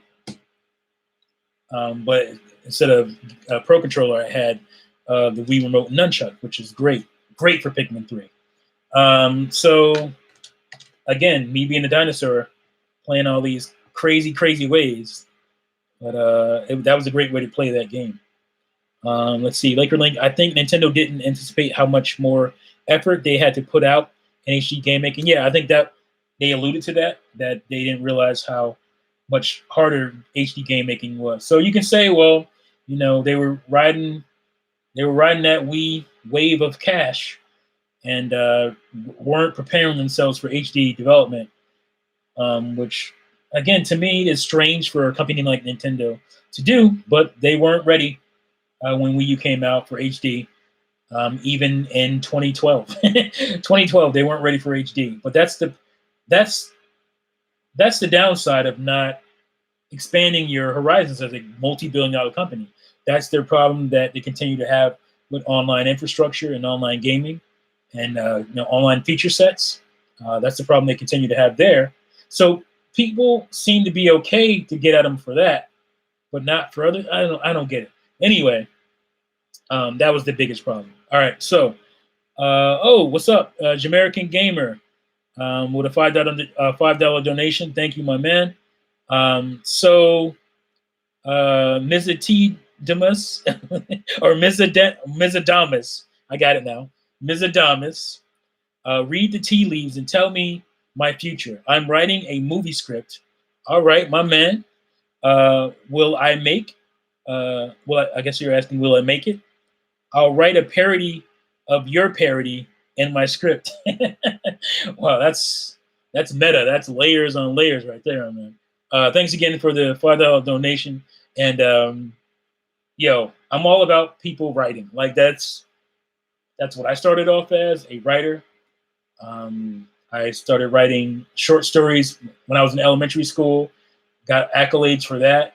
I still remember the first story that I wrote that got accolades. It was called The Mortgage Monster. It was about a monster that would eat your house if you didn't pay your mortgage.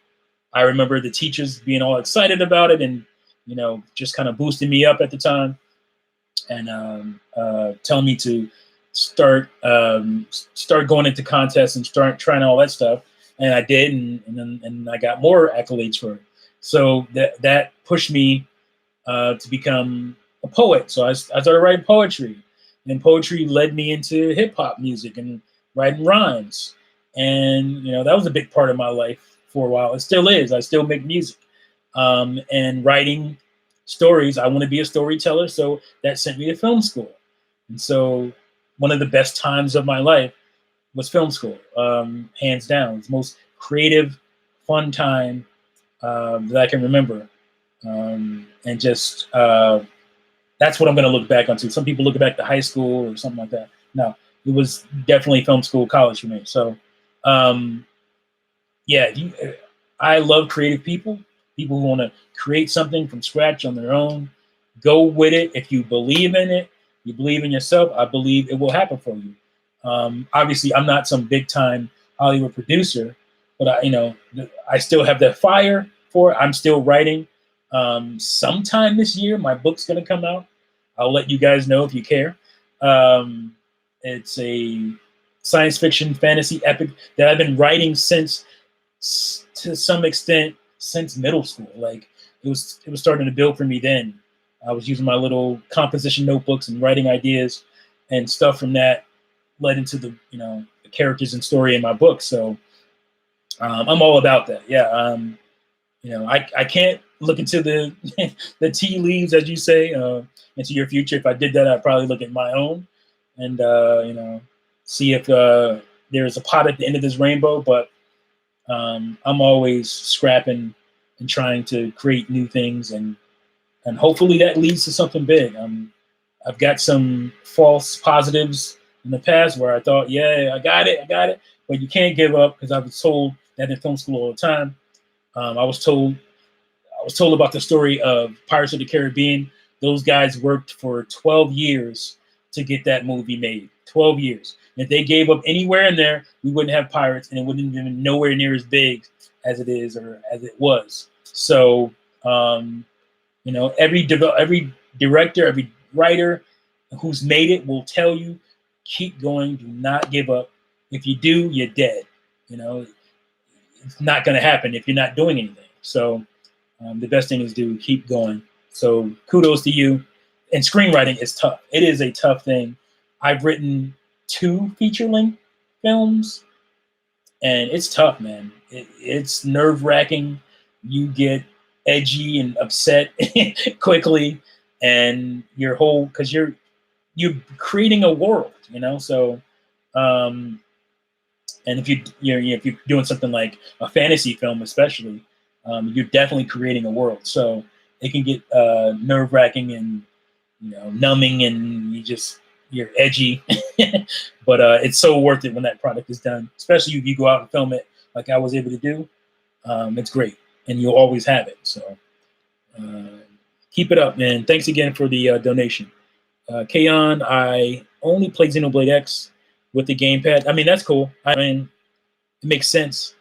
My way is probably a little bit more cumbersome, but I like the freedom of just sitting the gamepad on its own, being able to just take my finger and scroll through the map, whatever I got to do, or whatever I got to do with the UI, my inventory and stuff like that. So let's see. Antonio, Wii U Pro controller is amazing. The battery life, yeah, that battery, man. I can't remember the last time I charged my Pro controller, and it's good right now. Like it's blinking, like once it's powered up, ready to go. And I don't charge it at all, hardly. It's like a 75-hour battery or something. It's insane. Let's see.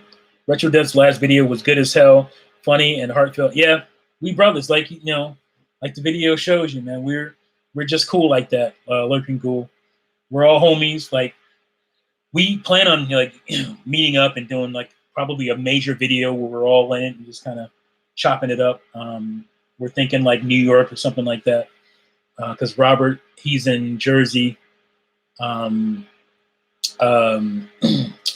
My God, Juice, he's in the Midwest. He's in he's in Michigan area, and both Clocked It and Retro are in Europe. Like I said, Retro's in France, Clocked It's in he's in Wales in the UK. So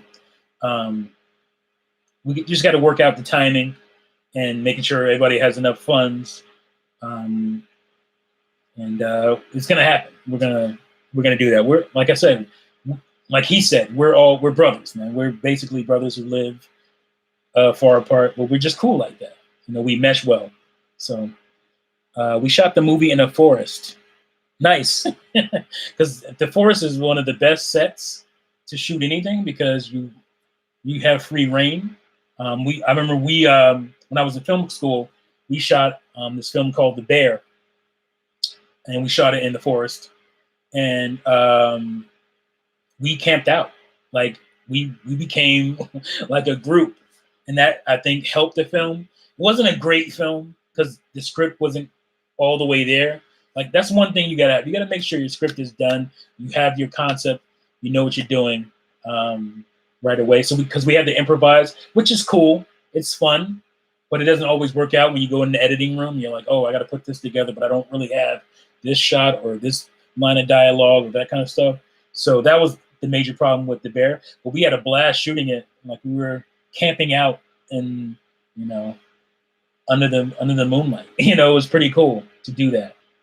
And one of the great experiences of my, again, college. So that was dope. Kayan, I'm a subscriber of Retro. Very cool. An older 16-year-old friend helped us. Nice.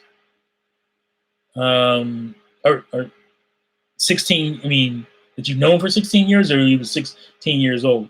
I mean, that's the best, because it's funny that you guys are bringing this up, because today I was watching, I think the documentary is called Raiders, and it's about those kids in 1982, well, it started in 1982, who did a shot-for-shot remake of Raiders of the Lost Ark.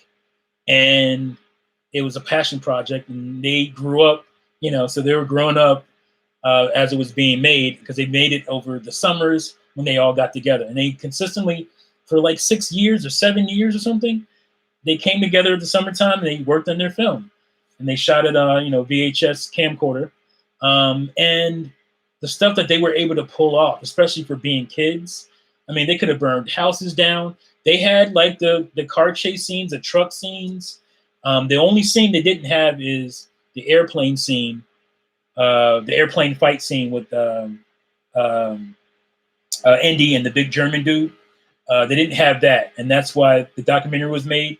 So they were able to come back together and finally finish that scene in their 40s, which was so cool. It was like a 35-year process they went through. But it got like underground buzz that somebody copied the tape, and it was like showed up in a film festival somewhere, and then Eli Roth got a copy of it and he loved it, and they screened it and they loved it. There was this story about how before the Two Towers came out, Lord of the Rings, Two Towers, was being screened at this film festival for the first time, but before that, they were watching the Raiders remake, or what is it? Yeah, I guess it's a remake that these kids made, and everybody was so into it. It was like, how did they do that? Like, it was great. Like, there's no way they're going to be able to do this scene, and then they do that scene, and it works for what it is, and they're just amazed by it. The bar scene where everything's on fire. They basically lit their basement on fire. They could have burned the damn house down, and they didn't. Luckily, and they did all these stunt work, all this stuff. And it was just amazing. And like, so like Steven Spielberg got wind of it because Eli Roth passed it on to him at DreamWorks, and he sent these dudes letters. They met him. They met Steven Spielberg. He was amazed by it. He said, "You guys inspired me." It was such an amazing situation. I love that kind of stuff. So keep doing your thing. Don't doubt yourself. Keep fighting, and it will happen. I tell myself this, and I'm going to tell you guys that the purest thing to me is a bunch of people coming together, no money, no business doing what they're doing, but they want to be creative and they want to have fun and make something their own. And a bunch of dudes getting together, guys and girls getting together and filming something, just for fun, to be creative. And it's just, to me, that's awesome. That's the purest form of creation, and I love it. And keep doing it. I would keep doing that. I like hearing about that stuff. So let's see. He was 16. So you're saying, hold on, an older 16-year-old friend helped us. So how old are you, Antonio? Because I thought you were older. He was 16, or he's 16 now. I'm so lost. You gotta help me with this story here. Let's see. I remember my cousin shaved his head to look like a Shaolin monk in the movie. My aunt almost killed him. That is great. That's what I'm talking about. That is dope. That kind of dedication for would-be filmmakers. That's great, man. Because everybody has their stories, and I have mine, and it's just fun, man. It's cool. If you haven't done it, you don't know what it is, then you just don't know. But I would wish everybody could have some kind of experience like that, a chance to create something, like that. A bunch of people come together, because it's not an easy thing to do. Nobody's getting paid. You're getting yelled at from your girlfriends or your wives, or that happened to me. It's like, you're out 2 o'clock in the morning shooting this who cares film that's never going to go anywhere. It doesn't matter. It's just the process. It's just being able to do that and getting that experience that will never go away. That's what it's all about. Let's see. Jamaican Gamer.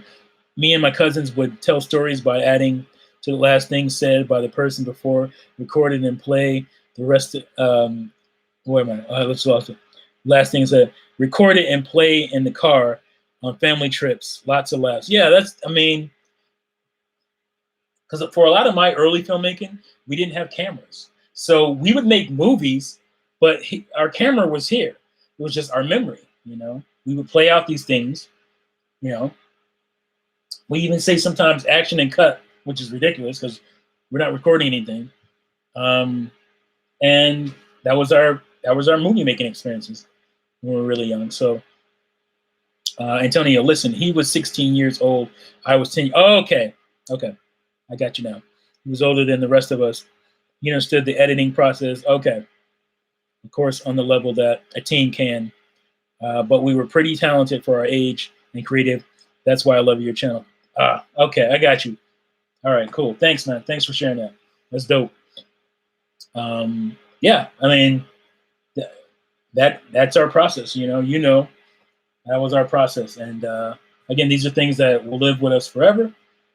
So it's not always about, will I be the next Steven Spielberg? Because, yeah, of course, who doesn't want to be that? We all wanted to be that. I wanted to be that. I went into filmmaking because of great films that I watched that I love, from Steven Spielberg's, even to the smallest guys, to Robert Rodriguez. Like, Robert Rodriguez was a huge influence on me because I liked the guerrilla filmmaking style because it spoke to me, because it made things a lot easier. It was hard, but it made making movies a lot easier. I didn't have to depend on 100 different people who weren't getting paid, who had an excuse every time we were going to shoot. I just learned how to do a lot of that stuff myself, and I had a core group of people, and we would come together and we'd make our films. And it's just a great, awesome process. There's a lot of stress involved, but when I shot my feature film, it wasn't for a school project. It was for me to learn, but it was something I wanted to do, because I felt like I wasn't getting where I wanted to get with my film school stuff, as far as like recognition and stuff. So I wanted to go off and do something and say, hey, this is what I did on my own. I learned this stuff from the school, a lot of it, but I also learned a whole lot more on my own. So that made it a lot of fun. And yeah, it was just great experiences. And just being able to screen that thing after you're done, thinking, that you'll never be done. You're always doubting the fact that you're going to be done. Am I ever going to finish this thing? And I've had projects where, after that even, to where they just fell apart. I've had 2 projects that fell apart post me making a feature film with basically me as everything. The camera guy. I'm the editor. I'm the director. I'm the writer. I did the lighting. I did the what do you call it, catering. I did the sound design and the music scoring. I did all of that stuff, and makes you a better creator, doing that. I didn't go into it with that plan. I went into it with people who were supposed to be doing things, and when they started to fall off, I was like, oh, then I'll just learn how to do it and do it myself. It's not as good as I would want it to be at the time, but I'm going to finish this project. I'm going to get this done. And not everybody can say, I shot, wrote, filmed, edited, scored a feature film with visual effects and all kinds of stuff. So that'll never be taken away from me. All right. All right. So I don't know. I went up on a whole other tangent there. I don't have a whole lot to say about Animal Crossing as well. I'm just annoyed by it to some degree. It doesn't really affect me. Not really, because there's 3 switches in my house. There's mine. My kids have their own switches, so they can just play the game, and we can all visit each other's village or whatever. I had to get 3 copies of the game if we want to play it all at once.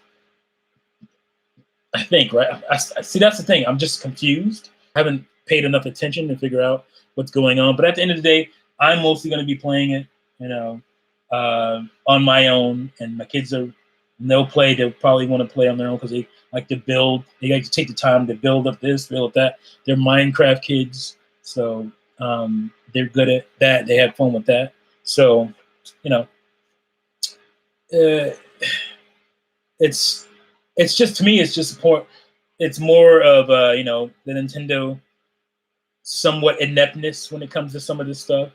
And I get what they're trying to do, but they need to have a better solution for trying to make sure people don't do time jumping and doing all that kind of stuff to get things faster, or what happens. We all know what happens with games like this. So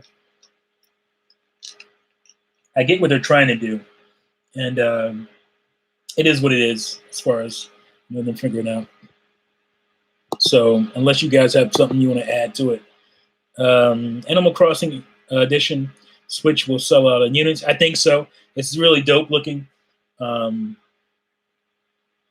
wish they would do more with the styling of this Joy-Cons. It's great that they do all this color stuff, and now they're doing they've been doing stuff to docks, and this is one of the most unique looking docks of them all. But I wish they would do more with the actual design and shape of Joy-Cons. So they haven't done that, and they may never do it. But there's a lot of variety as far as Switch colors and all that stuff. So can't really complain. It's not like I want to own 6 different Switches, because I don't. I'm going to get another one, but I think I'm going to buy a used one and just buy the tablet part to make it cheaper, because I'm going to mod the hell out of it. Because I'll save it for another video. Exactly what I want to do with my my extra Switch. So, have I played 3 Houses yet? No, I have not, but I will. Let's see, what are we in February? Oh God, Animal Crossing is March. I I got to get on that within the next couple weeks. So yeah, my plan is to get on Fire Emblem before Animal Crossing. So we'll see. Hopefully that works out. That's my plan, though. Let's see. The color scheme is nice. Yeah, it's a nice color scheme. It's very different from any of the ones before it. So that's dope. Actually, I need to check on my... I sent off my Joy-Cons to be repaired. So I need to check on the status of those. Because we're a little short on Joy-Cons around here. Which is not too bad because we don't usually all play at once. Any pointer you can give to new streamers? I wish I can give you solid pointers, but I just, as far as YouTube goes, I don't know. Stream, I'll tell you this: stream, and stream. Okay, stream, because that seems to be the best way to get new people, and that's what I'm trying to figure out. I actually want to stream more than once a week, so I'm just trying to figure out what's the best day for me to at least do it twice a week, but streaming consistently as a new streamer is a good way to build your audience. That is my problem, that I don't do that. But if you want to be a new streamer, certainly do that. Have personnel. I mean, like, I can't. I'm not going to speak to you on this from a position of strength because I can't. Like, it's not. I don't have the biggest channel, but from what I know or what I believe to work, I will tell you that. Have a fluid kind of body language. Don't just be a monotone person who looks at front of and they talk like this. Or don't, if you're streaming games especially, don't just sit there and stream the game quietly. Like, be talking to your audience, be talking about things that certain things remind you of. Engage with the audience. You have to engage. I don't have a problem doing that because that's just how I am naturally, but a lot of people have problems with that. And I'm not saying that guarantees you to greatness because I can't do that. I'm not speaking from a position of strength here, but it's just what I recognize as what works. As a person who would watch a stream, I wouldn't want to be bored just watching somebody. That's just me. I don't just watching somebody play a game and not engaging and not talking. That's not fun for me. But as far as like doing what I'm doing now, as far as streaming, doing a podcast, a tea talk, just be knowledgeable. Like, you got to be knowledgeable about what you're talking about. If you're going to get on the stream and start talking about video games, have some knowledge, you know?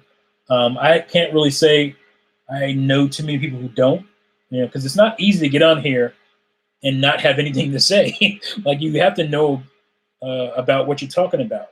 So be knowledgeable. There will be growing pains, you know, as far as your how you are on camera. You'll get better as a person who films people, you know, for a living. I recognize that people are a little gun shy early on, but they get better. They get better if they want to, especially. They get better and better at being on camera. So you will do the same thing as well if you're conscious of it. Watch yourself. That's another thing. Watch yourself. Don't just stream and never pay attention to the video. Go back and watch. I don't do it really anymore, but it's good early on, especially if you're new to it, to watch yourself and say, "Oh, I don't like what I did there," or critique yourself. I don't like how there was a whole 5-minute block where I didn't say anything, and so that's what's going to make you better. So those are my nuggets. I believe they will work, at least to get you started. I can't guarantee great success, but if you are successful, then you have to give me a cut of the proceeds. No, but yeah, so that should work out for you. What? Max and Marley plays. That's funny. I don't know if that's my daughter or my son, but that's their channel. They're saying hello, and they should be sleeping. But no. Let's see. Raja, what's up? Raja. 1GWX, row, YouTube gently with your stream. And merrily, it's my son. I don't know about that. Dreams are when you sleep, REM, rapid eye movement. All right, 1G. Do you play video game? Are you? Marley said it. Okay, that was my daughter saying hi. Hi. Do you play? Is that a joke, Roger? Do you play video games? All right, you're. Hi, I'm on the stream, so get out.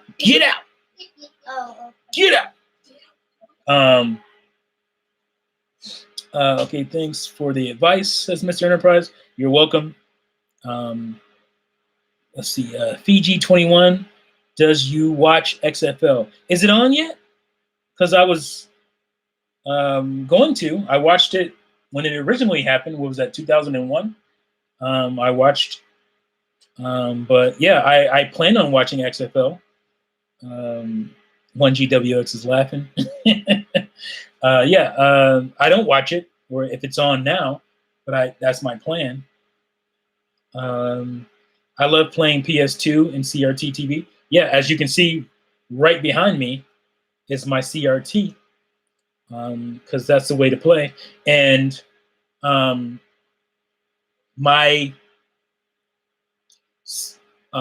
play watching the CRT, and then I capture I can capture at the same time. So even if I was to stream, but when I'm streaming, I don't use the CRT because my camera's right here, and I'd be facing that way, and I don't want to change my whole setup.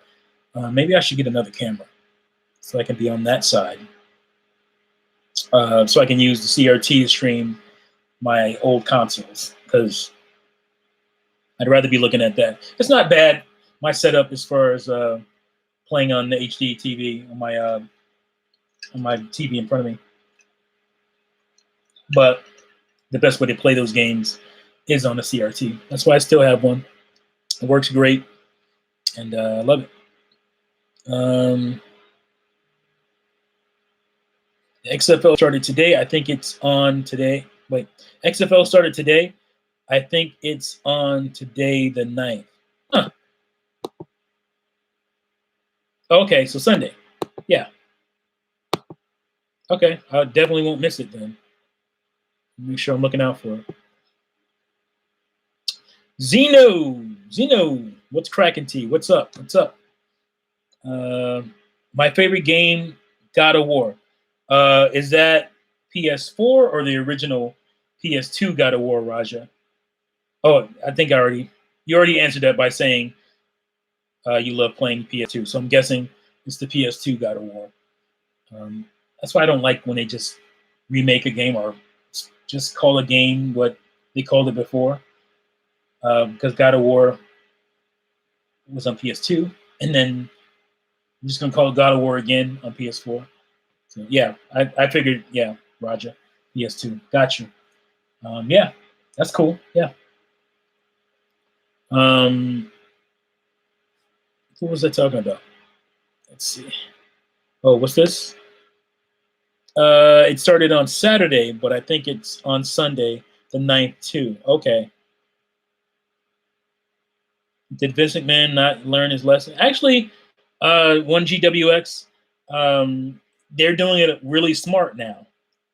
The XFL, I think, because aren't they partnered with NFL to some extent? It's almost like the WNBA and NBA in some ways. I almost forgot it was the year 2020. Man, time sure does fly. I'm nearly 40. Matter of months. Well, I'm on the other side, so welcome. In a matter of months. It started on Saturday, but I read that already. Every XFL game Saturday and Sunday, 2 p.m. and 5 Eastern. Okay. See, I wasn't paying enough attention. That's on me. It was confusing what I wrote. No, I understood you. If I had thought for 2 seconds, lurking ghoul, I would have known. What is your monthly salary? Are you asking me what my monthly? You asked me what my monthly salary is. Isn't that a little bit personal? Cheers T says 1GWX. I'll just say I'm okay. I do all right. I teach, but I also, I'm sorry, I've been fighting with these freaking ants, and I don't know why they're around here. There's no food or anything. I got to get some these little ant bait things. I teach, and I also am a video editor, videographer. So I'm all right. I do okay. Let's see.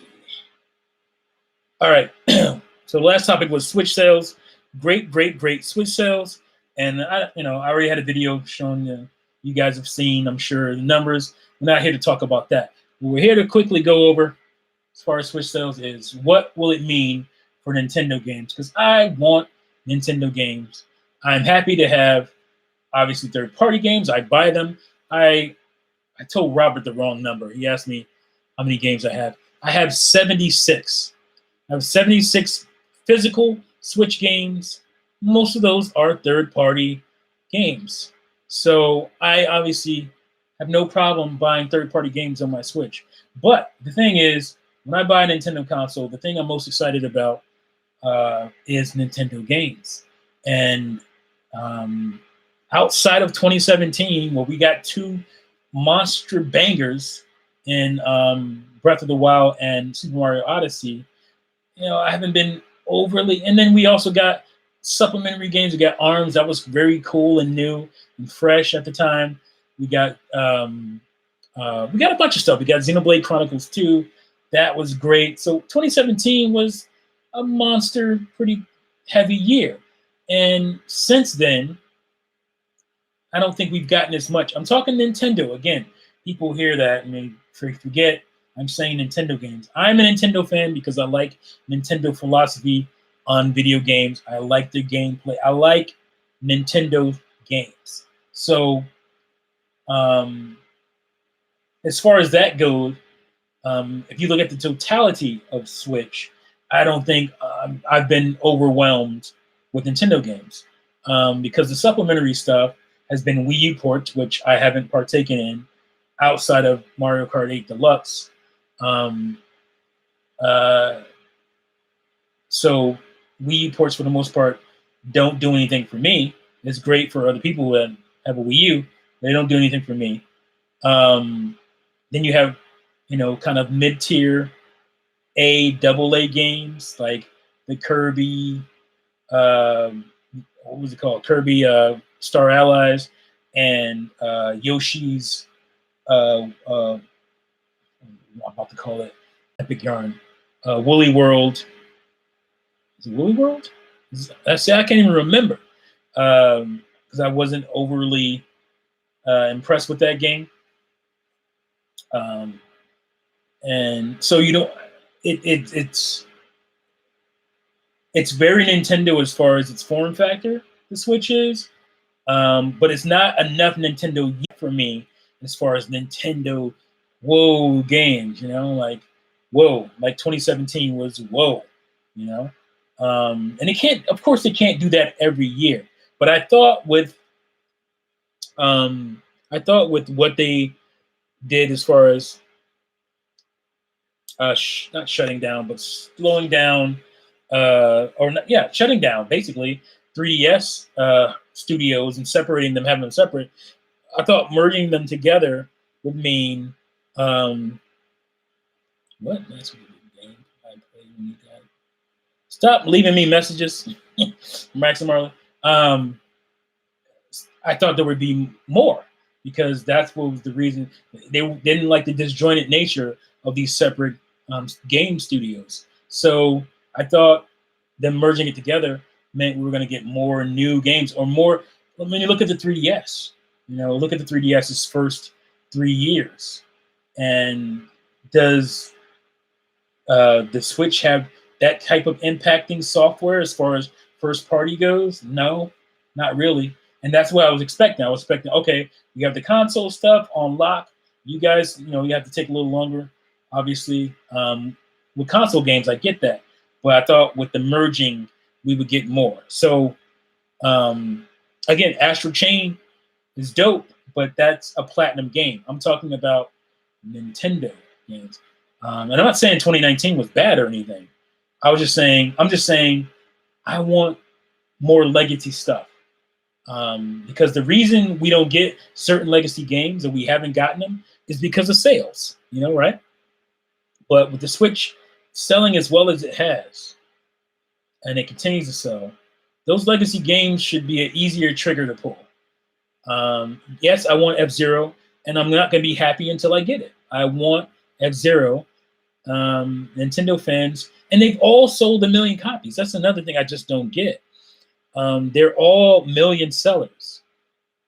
So make a new one.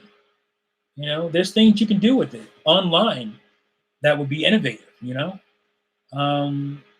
Let's give us our damn F-Zero. What is the problem? If you can waste time on that paramedic game, I don't remember the name of it, and trying to make that a thing, make tried and true IPs that people know, the name, the brand, make those happen. Those will sell. Like why don't we have a 2D Metroid on Switch? Why don't we have that? Like there's plenty of studios, indie studios, who you can hook up with. You did it. You've already done that with Samus Metroid 2. Return of Samus. So on 3DS. So why not do more of that? There's a dude who made a great remake on his own. I can't remember his name right now. Another Metroid 2 remake. That was amazing by one guy. These people are out there. The guys who made Axiom Verge. That's one guy. Give those people money. Let them, do their thing. We shouldn't have to be asking for Nintendo games on Nintendo Switch at this point. And again, all this may go away with our next Direct, and God, I hope it does. I hope the Direct comes and we're getting Wave Race, we're getting F-Zero, we're getting Star Tropics remaster, we're getting all these things. That would be great. Hell, Mach Rider. But I want more Nintendo type games. I want more Nintendo games on my Switch. Now, there's a lot of great software. Obviously, 2019 was a great year. It was way better than 2018 as far as games go on the Switch, and the sales show that, I think. So, we want our games. I don't want Nintendo getting comfortable resting on the laurels. I want GameCube type love. Can I get GameCube type of love? I'm not talking about GameCube games, but I mean like the first party stuff you guys did on GameCube, which was a way lesser selling console. The first party stuff that you guys did on N64, obviously it was a lot of second party too. Where's the second party? We got Monolith Soft. Is that a second party? I don't know. I don't really know what that is anymore, honestly. But Retro Studios, I love you. You follow me on Twitter. I follow you. You follow me on Twitter. Please continue to do so. But where's your game? I need your game. Every year I expect to see your game, and I don't see anything. I need to believe that you guys are working on some really cool new sci-fi action adventure game, maybe even shooter. You were hiring all these Deus Ex former people, Deus Ex Human Revolution studio people, whoever the studio is. You were hiring all these people. I'm like, let's go. Let's give us a game. We're going to get this cool new Perfect Dark type of shooter game or something. And nothing. We haven't gotten anything. We got a Tropical Freeze for it. But I want, I just want more. I want more Nintendo-like stuff. And I can sift through each console and say, hey, something like this, something like that. Bring us this. Bring us that. Where are the Mario sports titles?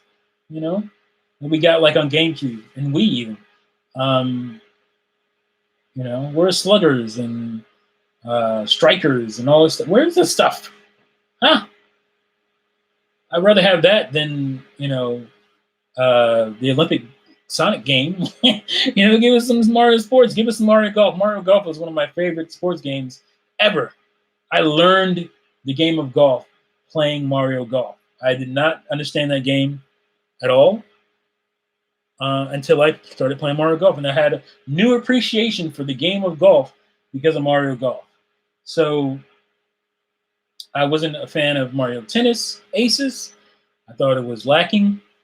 Super Mario Party, lacking. So you have all these games that I feel aren't up to par, or weren't as good as they could have been, like Kirby and Yoshi's Woolly World, or right? That's what it's called, Woolly World, right? I can't remember all these. No, Woolly World is the Wii U one. Am I wrong? Where's my? I have to look at the games here. Hold on. Somebody's gonna say it in the chat before I figure it out. Not my initial set of games here. Yeah, Woolly World is Wii U, and see, that's how much I don't care about the Switch's game, Crafted World. Yeah, Crafted World. Thank you, Zeno. That's how much it's underwhelming to me. So those games aren't where they like, even something like a Captain Toad. I thought on Wii U. Where is that kind of out of left field type of game on Switch? It can't just be, we're going to pad you with Wii U ports. We're going to put out a mid-tier A or double A-ish game that isn't quite there. You guys got to have something new and cool, you know. And obviously, ARMS is one of those things. ARMS didn't really catch on. And the problem with ARMS for me, anyway, is that there's not a whole lot of variety to the fighting. You know, it's a very cool concept. I love the characters, the character design. I love the idea of it. But at the end of the day, you're grabbing, you're punching, you're dodging. There's not a whole lot to it as far as technique. And that's why I think it didn't hold on to people. So you need some, you know, great first party stuff and some cool, where did that come from, second party stuff, Eternal Darkness type of stuff. What was it, even like Wario World on GameCube I had a blast with. You know, come on. you got the funds, you're flying high. The third year, going into the fourth year, should be stellar. It should be stellar because you're really trying to drive sales. At least that should be the plan. And I hope to see, you know, more of that kind of stuff coming. And that's why if I'm on edge about the what is it called? If I'm on edge about the next direct, is because I want to know that that's what you're doing. I want to know you're bringing these cool experiences, these 3DS type of experiences to the Switch. You know, I want to know that Kid Icarus or something like Kid Icarus is coming. You know, I want to know, you know, when the next 3 Mario's coming, or when Breath of the Wild 2 is coming, which I hope is this year. I'm betting on it being this year, but you know, no, we never know. You know, I'm trying to get some ideas from looking at my GameCubes here. I can't really see. Now we're getting like ports from GameCube on Switch. We're getting Crystal Chronicles and stuff, which is kind of funny. But you know, I want Paper Mario. That would be great. I don't just want a port of Color Splash. I want a new Paper Mario. So that would be great. I will shut up. Geist, something out of left field. That's the problem with the Switch to me, as far as the games go. If I have a problem with the games, is that everything is so goddamn safe. This is one of the most safe consoles outside of its build, outside of its form factor, the portable nature of it, how you switch it. Outside of that, the games are super goddamn safe. Or you can say Breath of the Wild wasn't safe, but Breath of the Wild was a Wii U game. Mario Odyssey, while I love Mario, it's my favorite right now to this day. It's my favorite Switch game. It's the switchiest Switch game. It's still pretty safe. Like, everybody wanted a new 3D Mario. And it's a safe, smart set or sale. So I want something that's not safe. I want a Pikmin type of game, out of nowhere, like Pikmin was.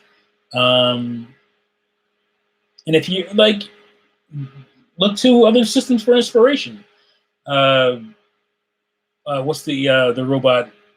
The mech, the robot building game it started off on N64, exclusive in Japan, and it was on GameCube. Oh my god, I can't think of the name of it. But then you have like Chibi Robo, again, not a great selling game, but I think it would do pretty well on the Switch with its install base. Like, Nintendo hasn't had an install base like this since the Wii.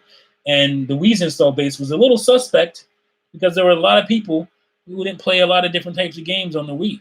So this is a core game console here, more core than something like the Wii was.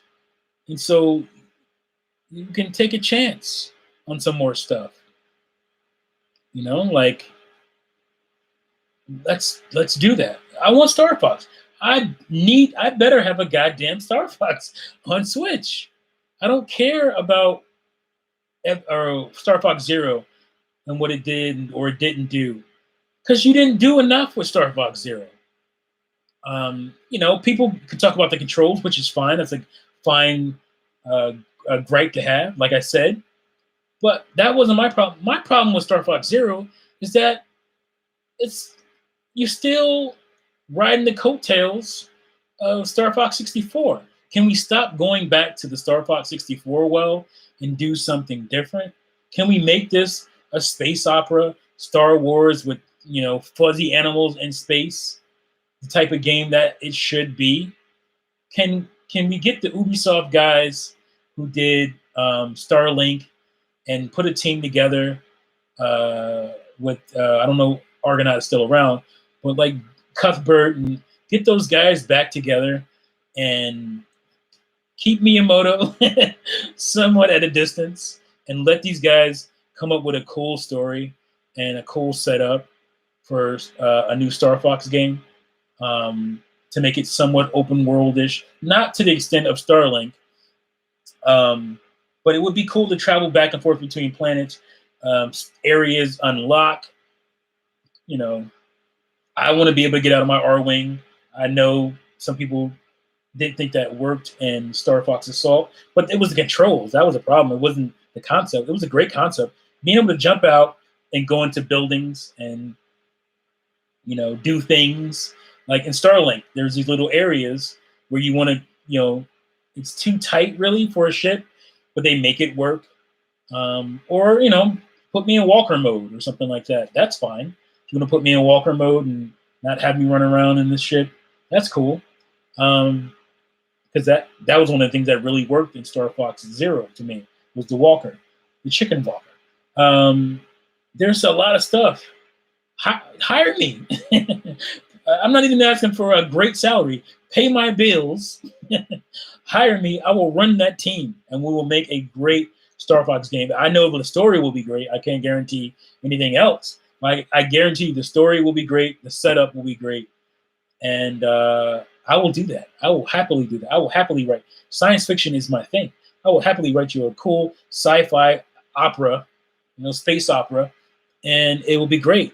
And Star Fox will have a whole new direction, and it'll have a whole new direction for years to come. It's not that, to me, for somebody, a creative person like me, the conceptually is not that difficult to do these things. And it drives me insane when I don't see it. Give Monolith Soft Star Fox? Nah. I don't know if that's. I like some things they did with the mechs as far as Xenoblade Chronicles X.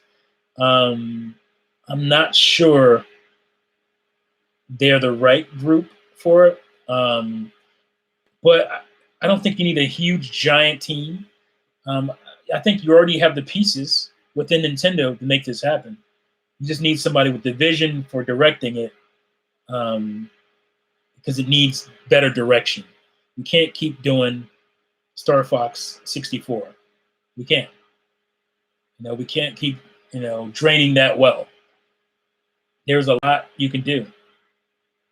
I guess that's probably one of the things I liked about Star Fox Adventures, even though it's not really a Star Fox game, is that it was something different, away from the typical. Yeah, at the end of the game, it broke down into Star Fox 64 again, and it was so shoehorned and it felt that way. But I like the fact that at least Star Fox was doing something different, and I think he can. Star Fox Assault, to me, is a good stepping ground. It's a good jump off for where Star Fox needs to go. It needs to be that more expanded with a little Starlink in it, and you have a beautiful cake coming out of the oven, I think. So, yeah, so that's where it is. That's where I am with the sales. Why I would care about the sales, because I feel like Nintendo has these smaller games that didn't sell well, but on smaller install basis, it didn't sell great. But a lot of these games, even on smaller install basis, sold over 1 million copies. Star Fox Assault sold over 1 million copies. F-Zero GX sold over 1 million copies on a 22 million install base that was the GameCube. What do you think? It can at least do twice that much, if not more. I think it'll do a lot more, because people have been wanting this for decades now. We've been wanting it for so long that it's going to be like a starving person given a saltine cracker. Like, this is great. This is the best cracker I've ever had in my life, because I've been starving. People are starving for these games. They're starving for Star Fox. They're starving for at least new Star Fox. Starving for F-Zero. Starving for that game. Starving for Wave Race. Everybody wants to see those cool water effects in an HD game. That's all we want. We want to be able to see that cool physics engine and water effects in a beautiful HD, pristine HD game. And that's exciting enough. So Nintendo needs an ear to the ground type of person. They need a man on the street or woman on the street who has their finger on the pulse of gamers, of their consumers and what they want. I think a lot of companies fault themselves for not doing this. Everybody should do this. Everybody should have a correspondent, a guy or a girl whose sole job it is to put their finger on the pulse of the gamers and what they want. And that's important to know that, because as a big company, you're kind of boxed off. You don't know what's going on all the time with the community, and this is the stuff that's going to ingratiate you for years to come with the fans. Earthbound. I don't know. I don't want to hear excuses about why we don't have a 3D Earthbound at this point. Of course the original Earthbound didn't sell that great. Blah blah blah blah blah. Over the decades, it's a cult classic. And the thing about cult classics is you have a ingrown base who is frothing at the mouth for something new from what they are fanatic about at this point. People are fanatic about that series, and you have an ingrown audience. And when those people get the game and they jizz, when they get that new game, everybody's going to hear about it, and so you're going to get people interested. You don't have to market. It's just a no-brainer to me. So I just wish, I hope that that's what 2020 is bringing for Switch. Some out-of-the-box thinking. Yes, we got stuff like Labo and Ring Fit, but I'm not talking about that kind of stuff. I'm talking about core gamer type of stuff.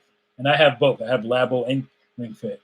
But I'm talking about those types of whoa, crazy wow moments when it comes to core games, you know, that we would get with the Nintendo games.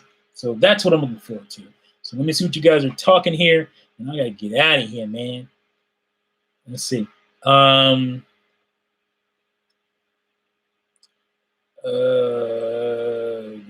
didn't even, how can I not even mention Punch Out? Thank you, Zeno. I don't know why I forgot Punch Out. Or how about a 3D Donkey Kong game? Let's try that again. It can work. The flaws in Donkey Kong 64 are very recognizable. So just don't do those things. And oh goodness, just don't do those things again, and you'll be fine. What is going on there? All right. Let's see. I'm gonna try to make sure I read everybody's chat comment here. So I'm going back up. All right. Scrolling. My kids leaving messages. Wow, I missed a lot here. All right, so it was confused. I read that already. Everybody knows YouTubers make more money than Floyd Mayweather, says Antonio. Yeah. Some of them do. Well, I don't want to say that. Some of them make a pretty good piece of change. Speaking of which, I have something I want to announce at some point, but not now. Lurking Ghoul. T, you and I won't get along in football, even though we are from the same state. I still love you, man. Let's go Eagles. What? Eagles? I don't hate on the Eagles. I was definitely pulling for them over the Cowboys to win the division. But I don't really hate on the Eagles. Even though I guess we're rivals. I don't feel like that, but Giants. Let's see. Switch is a 52 million units sold, outselling Xbox One. This is more than half of the PS4's 102 lifetime sales, which has been out for 7 years. Right. I mean, it's crazy sales. The Switch just has ridiculous sales. Unseen since like the Wii. And again, the Wii was at least not looked at as a core. There's a lot of core experiences on the Wii, but most people bought it for the non-core stuff. So, I mean, it is what it is. All right, Eagles fan, huh? You ready for the Cowboys to drop Dak and pick up Tom Brady for a year? If that happens, I'm going to laugh my ass off.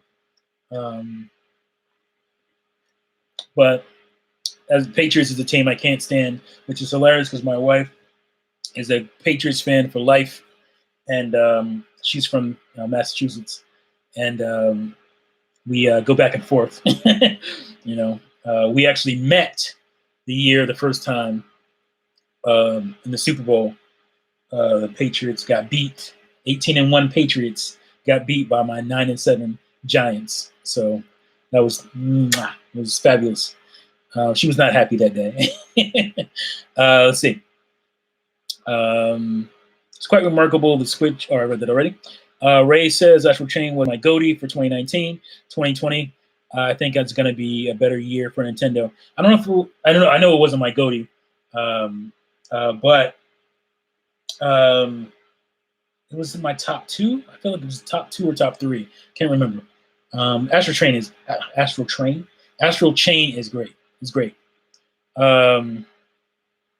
Lurking Ghoul, let's go. To add for what I said above, it was all done in around 3 years. Amazing stuff. Yeah, the numbers. It's insane. Santiago, what's up, Santiago? Isn't Astral Chain a Nintendo IP though? Yes, it is a. I think it's partial. I don't know if they completely own it. If they do, that's fine. But yeah, it is a Nintendo IP, unless Nintendo decides to sell it to Platinum. Brady is out of his prime, still good though. Yeah. Let's see, Zeno. I don't think it's gonna happen. The Cowboys defeat. Oh, we got some football talk going on. Cowboys defeat, or the Cowboys defense shouldn't give Dak like 35. Oh, definitely, the Cowboys definitely shouldn't give Dak 35. No, he's not worth that. If they want to do it, go ahead and throw that money away. I'm fine with that because that means you won't get other pieces you need. So go ahead and do so. Go right ahead. Please pay him. Pay Dak Prescott. Right. I'm over here in the corner hoping for a new Wario Land game. Me too, man. Me too. Lurking Ghoul. I want them to bring back old IPs. Yes. Bring back old IPs. Again, there's no excuse for you not to do that now while the something is hot. I'm so terrible at sayings too. Strike while the iron's hot. I think that's it. Yo T, I love your talks, man. Thank you, Gamer Talk. Coloco, thank you, man. I appreciate that. Santiago, pretty sure Monolith Soft is first party now. I think they are too. I think they're first party. I don't think they classified as second anymore. They are. I think they're wholly owned by Nintendo at this point. Do you think they remade Mario Kart Double Dash for Switch with online? It could be cool. Call it Double Dash switched. Yeah, that'd be cool. Like, I think people memory. I don't want to say because it was great. I think my favorite thing about Double Dash was the battle mode because I played with my friends hours and hours through the weekends and nights and whatnot. But I'm not sure if that mechanic people really care to have that again. I mean, they might. Double Dash was fun. Where am I? So that was one GWX, by the way. Looking cool. Super Nintendo and GameCube were the only Nintendo systems I didn't have. Oh my goodness. You didn't have a Super Nintendo? GameCube. Well, I mean, the GameCube was one of the lower selling Nintendo systems, even though I think people forget. I mean, that's fine. It's still a great system. But I'm surprised Super Nintendo, unless you're just like younger and you just missed it. I can understand that. And I can understand GameCube because it just didn't resonate with everybody. That was PS2. That was the PS2 era. You know, Xbox couldn't do anything either. So they barely outsold GameCube with the original Xbox. Get on it, next level, please. Yes, like strikers and all that stuff. Is that next level? Crafted World. Yeah, I read that already. Zeno wants to Punch Out. Yes, I don't know how I missed talking about Punch Out. Insane. Wario World is a gem. God bless or bless Treasure. I miss him. Yeah, Treasure was great, man. Treasure was great. Lurking Ghoul. I tried to get Levelhead to play me in ARMS. He wouldn't. Never played Wario. Yeah, you got to play if you have a means to play Wario World or the Wario Land games on Game Boy Advance. Oh my gosh, those games are great, great. Kid Icarus using a modified Breath of the Wild engine would be legendary. My goodness, stop playing with me. That would be insane. Who said that? Zeno. Inglourious Bastards. What's up, Inglourious Bastards? I meant to say hi to you earlier when I saw you. Mischief Makers. Oh man, Mischief Makers. I just love that game. I love that game to death. Such a great game. Such an underrated, great game. Let's see. Lurking Ghoul. I like Kid Icarus Uprising, but controls were a little messed up. Yeah, see, again, I can see where I didn't have that big of a problem with the controls, but I can see where people had an issue with the controls because it wasn't as intuitive as it could have been. Sin and Punishment. Oh my goodness, Sin and Punishment. How could I forget? But that's Treasure again, man. Treasure is all over this chat here. They made some great stuff. They made treasures. Antonio, I think Nintendo previous president said Nintendo would really focus on their big IPs for the Switch. So I'm expecting F-Zero. Yeah, I remember hearing about that. Yeah, beforehand. Was it the other guy who was the interim guy?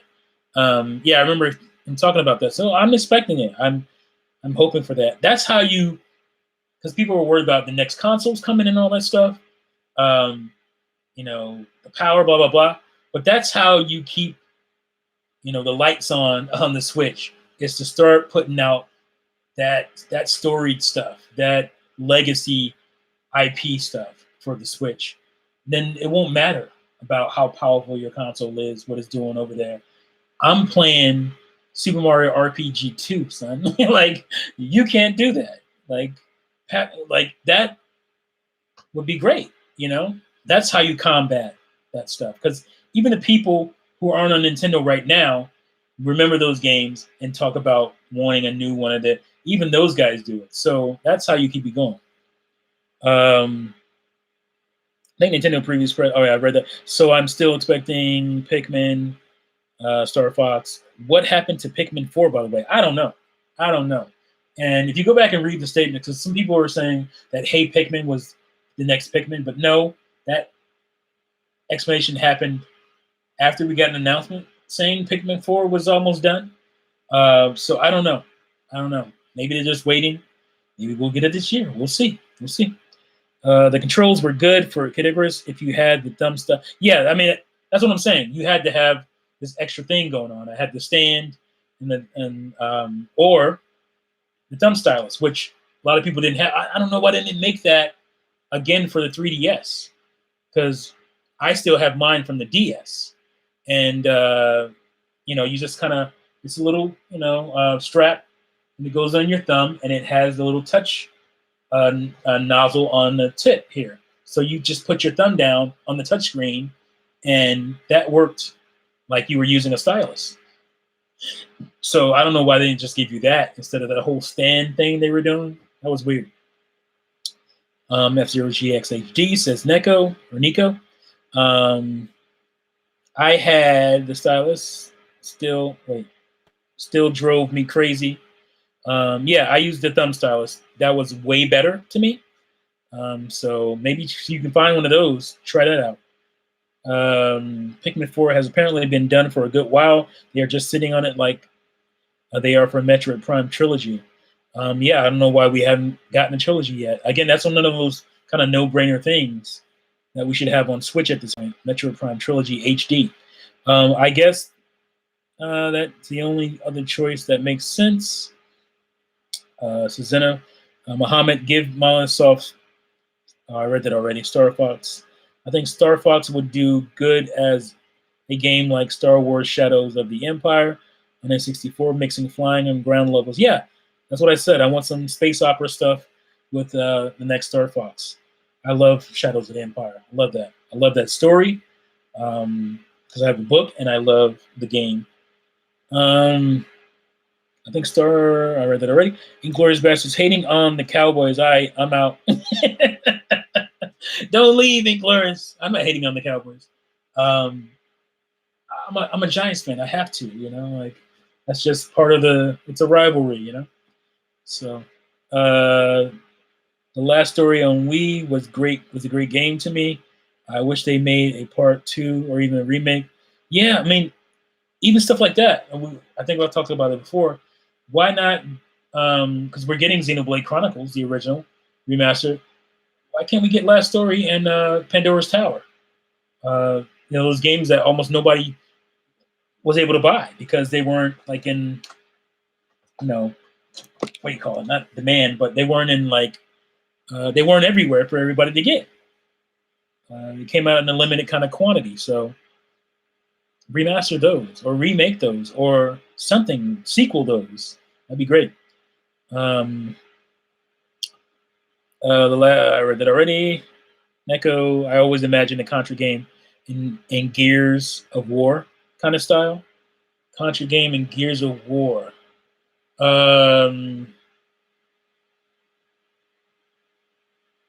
Oh, well, I don't know why I'm thinking God of War. I'm reading Gears of War, but I'm thinking, yeah, because to me, that was the spiritual successor to Contra. Was Gears of War. That's why I'm not the only person that said that, but it definitely felt like an evolution of Contra, a good evolution. So while I would have liked it to be called Contra, a game like that called Contra, I was very happy because the Gears of War happened. So that's very cool. Shout outs to Lurking Ghoul for the $10 donation. Appreciate that. You don't have to do these things, but I appreciate that, guys. Again, I got an announcement to make, so I do appreciate it, and that will actually tie into my announcement that I want to make. But I'll make that a little later. But thank you, Looking Ghoul. I appreciate that, man. Thanks, everybody. What I hate about the end of my podcast is that the most people is on at this time, and it's just like, I don't want to leave because more people are here now. And, but I've been on for almost 3 hours now. Crazy. But gosh, I appreciate the hell out of you guys for this, man. Like, coming in and rocking out with me. Because I get disillusioned with YouTube, man. Like, I have 5,010 subscribers, and here's the thing: there's definitely something wrong with my YouTube channel or with YouTube in general, because I'll go look and I'll see that I have new subscribers. Because you can go check. You just click on subscribers for your page, and you can check. What I got in the jar? It's just flavored water, kind of like Kool-Aid, but not. Little squirts. So I'll check and I'll see that, this guy subscribed 2 days ago, or this guy subscribed 3 days ago, this guy subscribed a week ago, this girl subscribed, whatever. But my subscribers number doesn't change. Like, it doesn't go up. But all of a sudden, I'll have 5,010 subscribers, and I'll wake up the next day and it'll be 5,000 subscribers, and I'll have lost 10. Something is wrong with the code with YouTube. I don't know. I think it happened once they got rid of Google Plus, because it was all integrated and tied in. And I feel like a lot of YouTube channels got screwed in that. And I feel like mine's one of them, because I see growth. And I think there's something wrong with views too. Because I'm making a lot of money here on views, but I feel like I'm getting more revenue, and it's not a lot, people, trust me. But it's so small, so I can notice when I get more revenue now, it feels like, than I was getting before. But I'm getting way less views.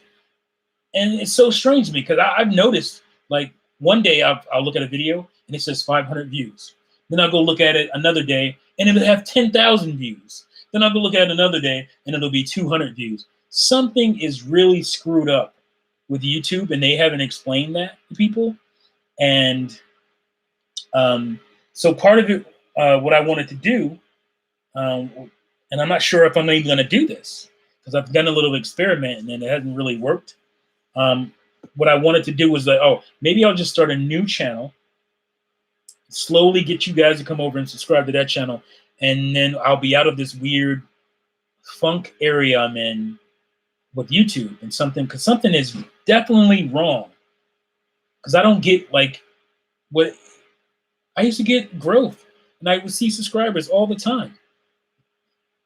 And I have 5,000 subscribers, not a ton, but that used to mean I would get 1,000 views or 1,200 views, or overperform and get 3,000, 4,000 views sometimes. But that hasn't happened in a long time, and I think everything has started to fall apart with Google Plus being snatched out of the setup, and then this whole YouTube TV thing that they started pushing, and movies and all that stuff. I think once they integrated all that, something got really screwed up in YouTube's code, and it's messing up everything. Because I should have growth.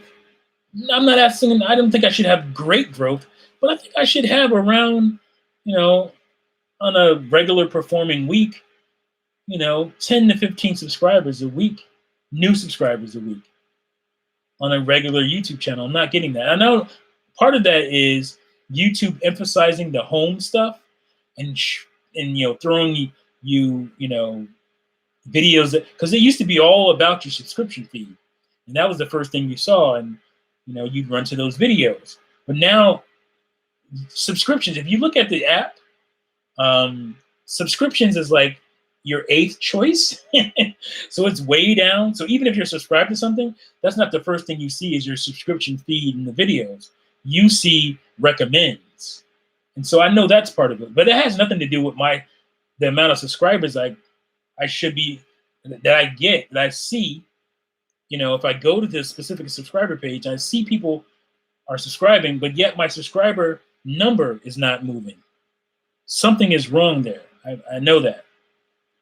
So I'm just trying to figure it out, but I don't know what it is yet. So I had an idea of, let me just start a new channel, because maybe I'm in some kind of weird coding area, and I just need to get out and start a new channel and tell everybody to subscribe to that. But I don't know. I don't know what's going on. And people have, lurking goal, YouTube unsubscribed me. You saying YouTube unsubscribed you to people, and that's a lot of people have been saying that. And something is definitely up. So it annoys the crap out of me. YouTube in general acts funky from time to time. Sometimes when I go full screen, the cursor doesn't even disappear. Yeah, there's something wrong, and I know it has something to do with the new features they started pushing, and the fact that they snatched Google Plus out of the equation. I know there's this whole talk about what that actually did to YouTube and how it screwed it up. So, and it's not just happening to me. It's happening to big YouTubers who've been saying the same thing. I'm just on a way smaller scale. So I don't know what it is. It sucks. But that's all I have for you guys. I appreciate you guys hanging out with me for 3 hours, man. This is insane. This is not my regular setup, by the way. I use my PC is down right now, and I haven't decided if I wanted to get a new CPU or not, because the CPU is my issue. I pulled it out and I broke it's a really rookie move. I bent the leads that go into the motherboard, and so now I don't have all the connections, and so it's not working. So I have to get a new one. So my thing was, do I upgrade to a new CPU? Do I just get the same one, save some money? So I haven't decided yet. This right here is working just fine for me right now for what I want to do. So I'm not going to rush on that. It'll be within the next month. So I can get back to my regular kind of fancier setup. But my laptop is not good at running that stuff, so it is what it is with that. But yeah, I'll be making that announcement that I'm alluding to probably sometime next week in the video. So watch my videos. I know it's harder now, like I was just saying, because YouTube be playing around, but try to keep an eye out for that. And I'll announce it again in next week's Tea Talk. So, all right, guys, thank you again. Thanks, you guys, for the donations. thanks for rocking out with me. I appreciate that. It's damn hot. I can't believe I went 3 hours doing this, sweating. I don't even have a fan on or anything. But yeah, thank you guys. I appreciate that. I appreciate your, rocking out with me, subscribing, sharing my stuff, being in the chat, saying what you like and all that good stuff.